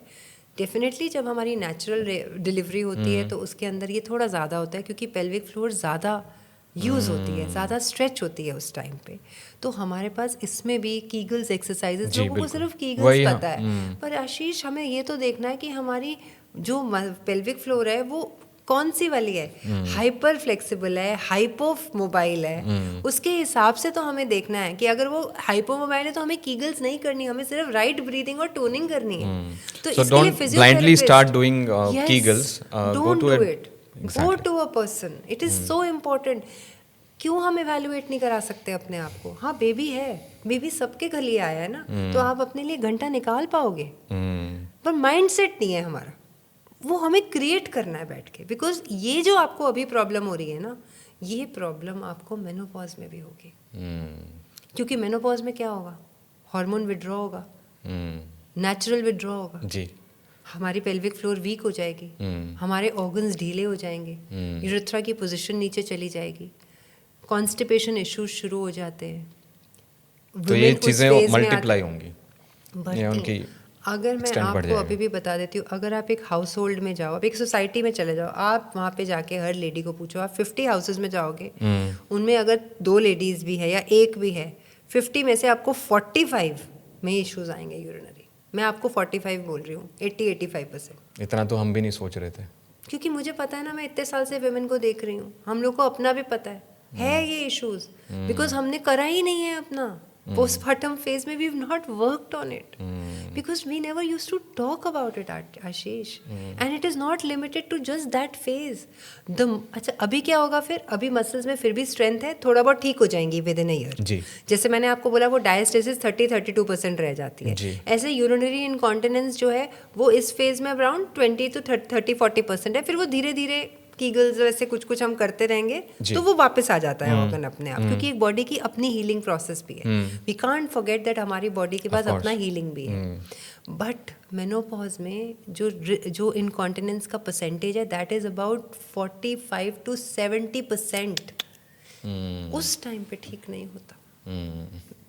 और इतना भी आज नहीं पता लोगों को कि उस टाइम पे अगर नहीं ठीक होता, आपका एक्सरसाइज आपको सिर्फ 30-40% रिलीफ देता है, अगला 30-40% हम एक छोटा सा सर्जिकल प्रोसीजर करके आपको दे सकते हैं। एक 3-4 आवर, मतलब आपको हाफ डे आपको रहना है हॉस्पिटल में। सिर्फ जो यूरेथ्रा होता है ना, जहाँ से यूरिन आता है, वो ढीला हो जाता है, जैसे ना नीचे चला गया, क्योंकि लिगामेंट में पावर ही नहीं है। तो खांसे तो यूरिन निकल गया, हमें क्या करना है, वो नीचे आ गया ना, हमें बस उसको ऊपर करना है। कैसे करें? एक पतली सी टेप लगा के उसको ऊपर करें। Minor surgery. बिल्कुल, ये भी नहीं पता, मतलब हम वहाँ तक पहुँचना नहीं चाहते। मेरे ख्याल से घरों में बातचीत नहीं हो रही है। नहीं, वो बातचीत होती है, बट उसको होता है सबको हो रहा है, मेरी माँ बहन को है, मेरी मामी को है, मेरी उसको है, तो मतलब ये नॉर्मल है। हमारे इंडियन हाउस होल्ड्स में वो थोड़ा बहुत होना is like a normal thing, because we are not educating people enough for that. अगर हम ये पोस्टमार्टम फेज में इनको कर लेना संभाल के, कि हम एज ऑब्स्टेटिशियंस उनको समझाएं कि please take care of this part. People don't even come out of this. बहुत कम लोग बोलते हैं painful intercourse after. Yeah, I wanted to discuss that as well. Lot of our patients, they शर्माते वो ये चीज़ भी डिस्कस करते हैं। बिकॉज हमने ध्यान नहीं दिया ना, क्योंकि वो देखो अंदर इतने ट्रीटियर्स हुए हैं, ट्रॉमा हुआ है, वो भी एक है, फियर है उस पूरे पेनफुल प्रोसेस का, वो भी एक है, दूसरा हार्मोन विड्रॉ के ड्राइनेस है। तो ये सब चीज़ें अभी भी हैं, ये सब चीज़ें मेनोपॉज में भी हैं। अब जैसे ठंड आई जी, क्या होता है, सारा स्किन ड्राई हो जाती है, फटाफट लेते हैं क्रीम, अपने बॉडी पूरा अच्छे से अपने आप को कर लेते हैं। तो जो यहाँ आप एज हो जाए, आप हमारी मेनोपॉज के टाइम पे आते नहीं है फेस पे रिंकल्स, ये भी स्किन है, वो भी तो स्किन है वजाइना की, वो रिंकल दिखते नहीं है, ड्राई भी होते हैं और रिंकल भी करते हैं, तो वो उसका ध्यान नहीं रख रहे। और ये दोनों, ये जो पोस्टमार्टम फेज और मेनोपॉज फेज है ना, ये बड़ा कनेक्टेड है। फ़र्क इतना है कि पोस्टमार्टम में अगर पकड़ लेंगे तो मेनोपॉज, जब वो हार्मोन एक्चुअली बॉडी से विड्रॉ हो जाएगा ना, तो उस टाइम आपकी हेल्थ बहुत अच्छी रहेगी, आपको ये प्रॉब्लम्स नहीं होंगी। अब तो हमारे पास हमने इसलिए अलग ब्रांच भी डेवलप करी है, जिसको हम रीजेनरेटिव एस्थेटिक गायनोकोलॉजी कहते हैं। अच्छा, जिसके बारे में लोग अभी फिर भी बहुत कम बात करते हैं। ये सारी चीज़ों के लिए हम लेजर थेरेपी, एस्थेटिक गायनोकोलॉजी, जिसमें हम विजाइनल ड्राइनेस, विजाइनल रीजुविनेशन, इन सब के ऊपर लेजर थेरेपीज देते हैं। अच्छा, कुछ प्लेटलेट रिच प्लाज्मास देते हैं, कुछ ट्रीटमेंट्स करते हैं which are very non invasive. उससे भी हेल्प होगा। बट फिर भी मैं बताऊं आशीष, जब तक हमारे लाइफस्टाइल पार्ट नहीं बनेगी ना इसकी, तब तक सिर्फ ये भी नहीं। So doctor सोपती rightly said, postpartum phase में जो हम मेहनत कर लेंगे जी, और चीज़ों को ठीक कर लेंगे, that would also be foundation to for the menopause बिल्कुल ईयर्स, राइट? बिल्कुल बिल्कुल, है ना? बहुत इम्पोर्टेंट है ये। एक बीच में एक फेज है पेरीमेनोपॉज, हाँ। And I was reading somewhere that 80% of the women do not even know about this term. पता है, मुझे लग रहा है आजकल ना हमने इतना ज़्यादा बोल दिया ना इसके बारे में। लोग सारा टाइम मेरे पास जब आते हैं ना पेशेंट, सब मेनोपॉज पेरीमेनोपॉज की बातें करते आते हैं। अच्छा, एक ट्रांजिशन है ये, और कुछ नहीं है। क्या ना- हो रहा है लेकिन इस हो फेज कुछ में? नहीं रहा, हमारे हार्मोन धीरे धीरे कम हो रहे हैं। तो हमारी बॉडी में कुछ कुछ चेंजेस आ रहे हैं उन हार्मोनल चेंजेस की वजह से, क्योंकि हमारा जैसे लाइफस्टाइल है ना, एक कॉन्स्टेंटली हेल्दियर साइड पे नहीं जाता। तो जैसे जैसे हमारा लाइफस्टाइल अगर ठीक चलता रहता है तो हमें ना वो पेरीमेनोपॉज ना मेनोपॉज फील होता है। जैसे पहले टाइम में लोगों को नहीं पता होता था मेनोपॉज क्या है, कहाँ कोई बात करता था मेनोपॉज की, क्योंकि एक बड़ा स्टैंडर्ड सा लाइफस्टाइल चल रहा था। आज से अभी हम अपना भी देखें कितना फर्क हो गया अब में और 30 साल पहले में। तो इसीलिए उनके लिए वो टर्म्स की वैल्यू नहीं थी। आज हमारे टर्म्स की वैल्यू है, क्योंकि हम लोग सब ना, we are just super busy in a hurry. हम we are trying to do multiple things. फिर जब हार्मोन ऊपर नीचे थोड़े से होंगे, आप विड्रॉ तो करेंगे, तो हमारी बॉडी में शिफ्ट्स होंगे, हमारी स्लीप कॉम्प्रोमाइज हो जाती है, बिकॉज हमारा वर्कलोड, कैरियर टाइम भी यही होता है ना। आप अपने 40s वेरी रिस्पॉन्सिबल आपको हैंडल करना है, आपकी फैमिली के लिए भी आपका ये इंपॉर्टेंट टाइम है, अर्ली 40s अर्ली 50s तक का, कि your children are settling, your family is good, your work is also at a maximum. तो आपकी स्लीप भी थोड़ी ऊपर नीचे जाती है, not because of eating, because of other work related things. दूसरा, हमारे ईस्ट्रोजन फॉल करते हैं। जब ईस्ट्रोजन फॉल करने लगता है तो हमारा जो फैट है ना, जो थाइज और उस पर होता है ना, वो हमारा ना, हमारे सेंट्रल ओबेसिटी हो जाती है जी। हमारे, आप देखो कि पेट जो थोड़ा सा भी आने लगता है ना, central obesity happens around this, okay, mid 40s। Mid 40s। तो अगर आपका एक्सरसाइज शेड्यूल अच्छा है तो आप उस पर बच जाते हो। नहीं तो फिर वो आएगा तो फिर इंसुलिन रेजिस्टेंस बढ़ेगी, विसरल फैट बढ़ेगा। जी। अच्छा, अगली चीज़ हम आएंगे, ये तो हमें पता ही है, आपको मुझसे ज़्यादा पता होगा कि मसल मास हमारा 40 के बाद 1 to 2% एवरी ईयर तो ड्रॉप करना ही है। जी। तो मसल नहीं बढ़ाई, प्रोटीन नहीं ठीक लिया, मसल नहीं बढ़ाई, अब वो नहीं होगा, फिर और हमारा वेट गेन होगा, हमारा मेटाबॉलिज्म खराब होगा। मसल मास नहीं है तो मेटाबॉलिज्म वैसे ही गड़बड़ हो जाएगा फिर। तो इसीलिए हमारा वेट गेन होने लग जाता है।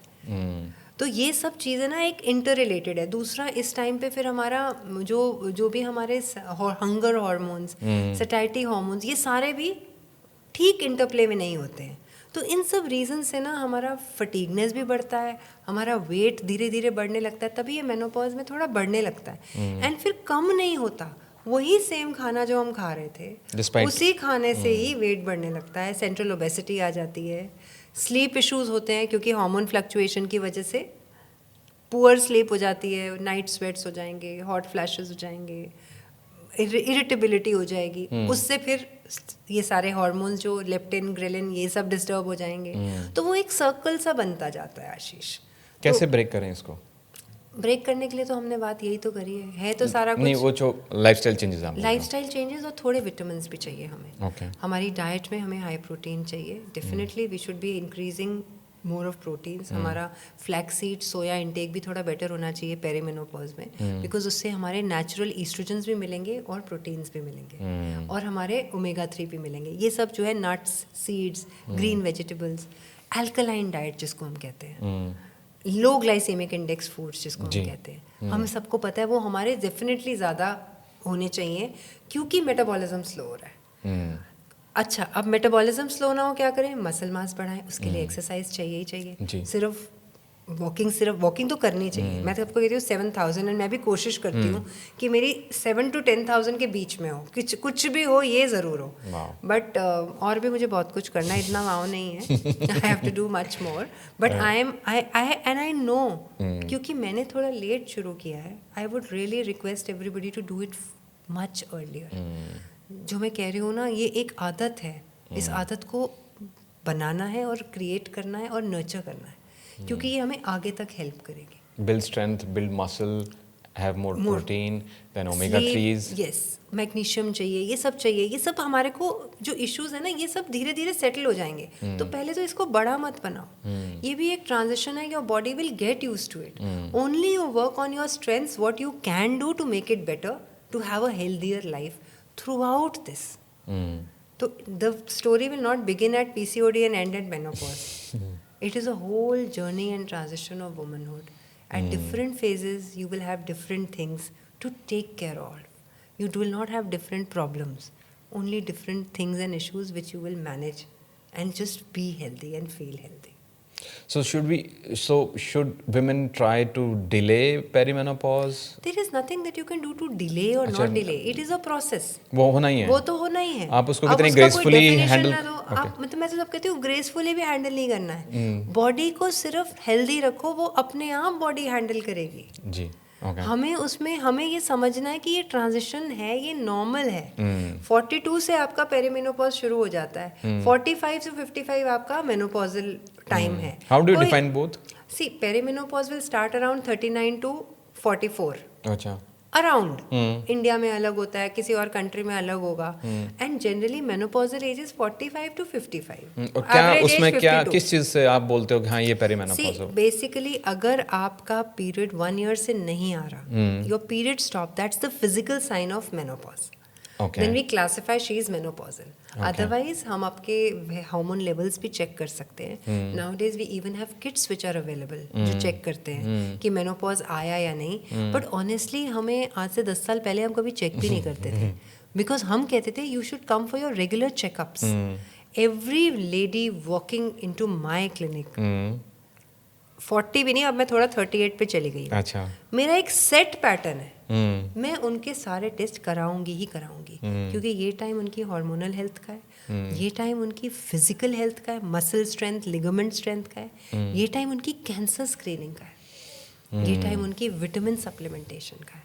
If I don't catch them here, I will lose that main time.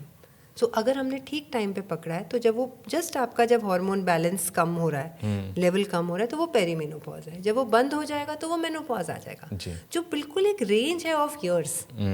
उसी में उनका फटीगनेस बढ़ेगा, उसी में उनका वेट गेन होगा, उसी में उनको वो एंग्जाइटी और फिजिकल सिम्टम्स आएंगे, यूरिनरी प्रॉब्लम्स होंगी, risk of osteoporosis, heart attack as well. Then we'll come on to the next. फिर लेटर ऑन उसके आएंगे तो जो आप बोल रहे हो, ऑस्टियोपोरोसिस, मसल स्ट्रेंथ क्या है, बोन हेल्थ क्या है, कैल्शियम लिया कि नहीं लिया, हार्ट क्या है. तो इसीलिए मैं 40 पे भी इको ज़रूर कराती हूँ. अच्छा. हर एक का मैं कहती हूँ, क्योंकि हमारे पूरे वर्ल्ड में जो second commonest cause of death in females है after cancer is CAD, coronary artery disease. और जैसे ही मेनोपॉज हो गए उसका रिस्क बढ़ जाता है. मेन से ज़्यादा विमेन में बढ़ता है. जैसे एस्ट्रोजन बढ़ा, जो प्रोटेक्टर था वो चला गया. एस्ट्रोजन, प्रोजेस्टेरोन आपके स्किन, हेयर, बोन, हार्ट सबको हेल्प कर रहा है, प्रोटेक्ट कर रहा है. पर वो तो अल्टीमेटली जाना है ना, तो आप बढ़ाते जाओ बाकी चीज़ों से उसकी resilience.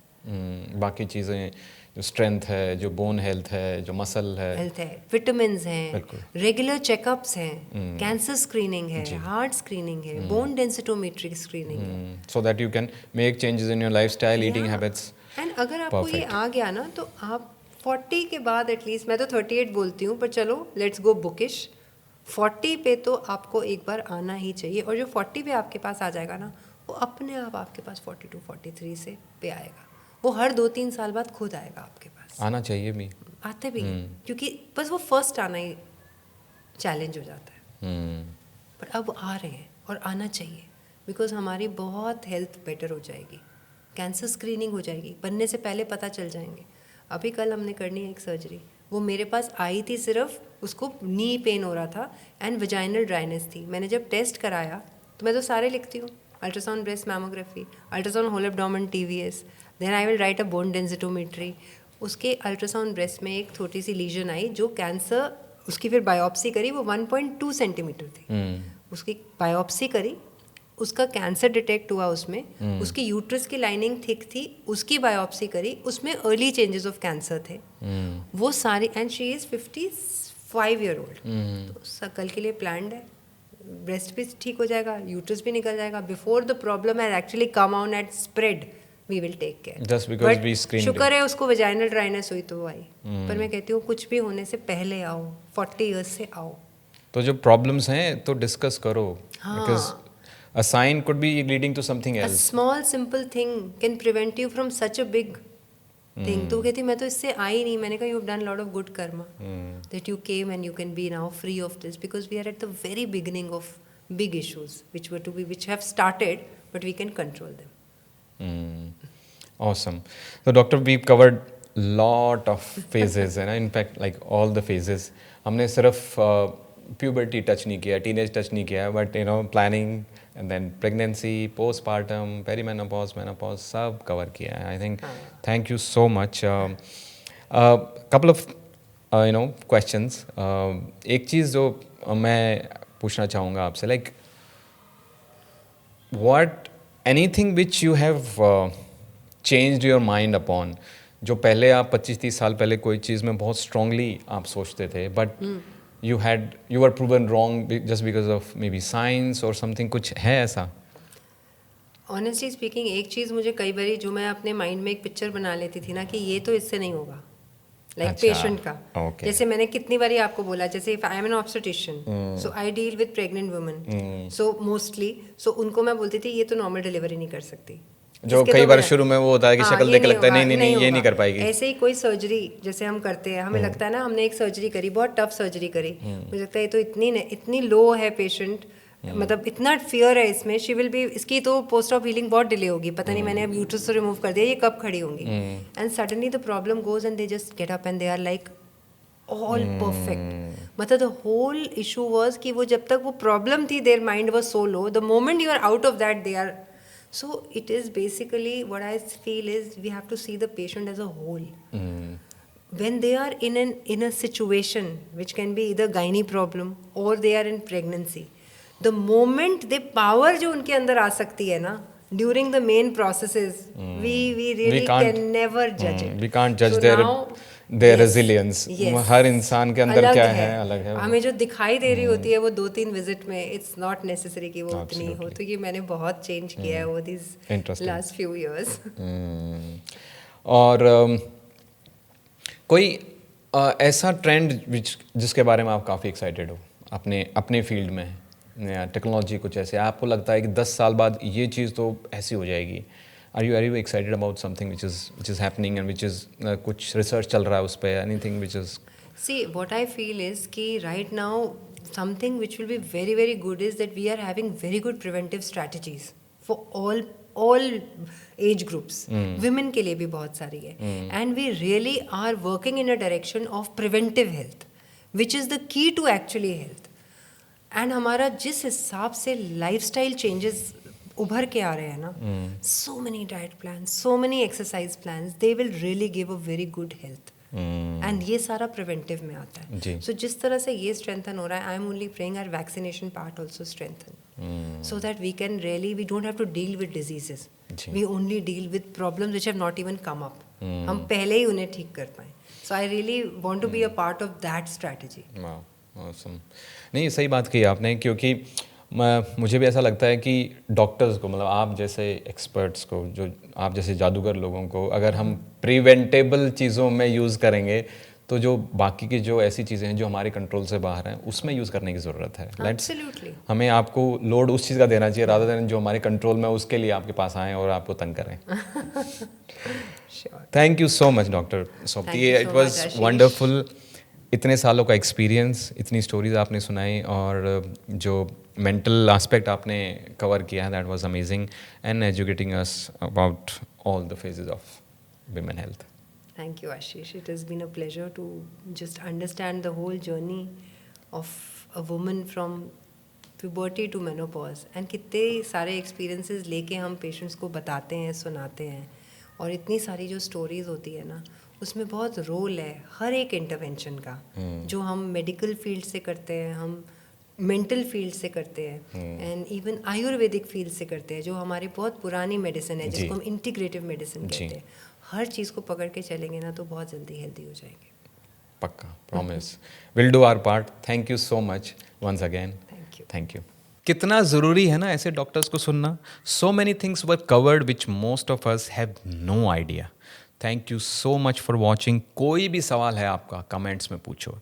And share this video with your loved ones in your family WhatsApp groups. सब जगह. See you in the next one.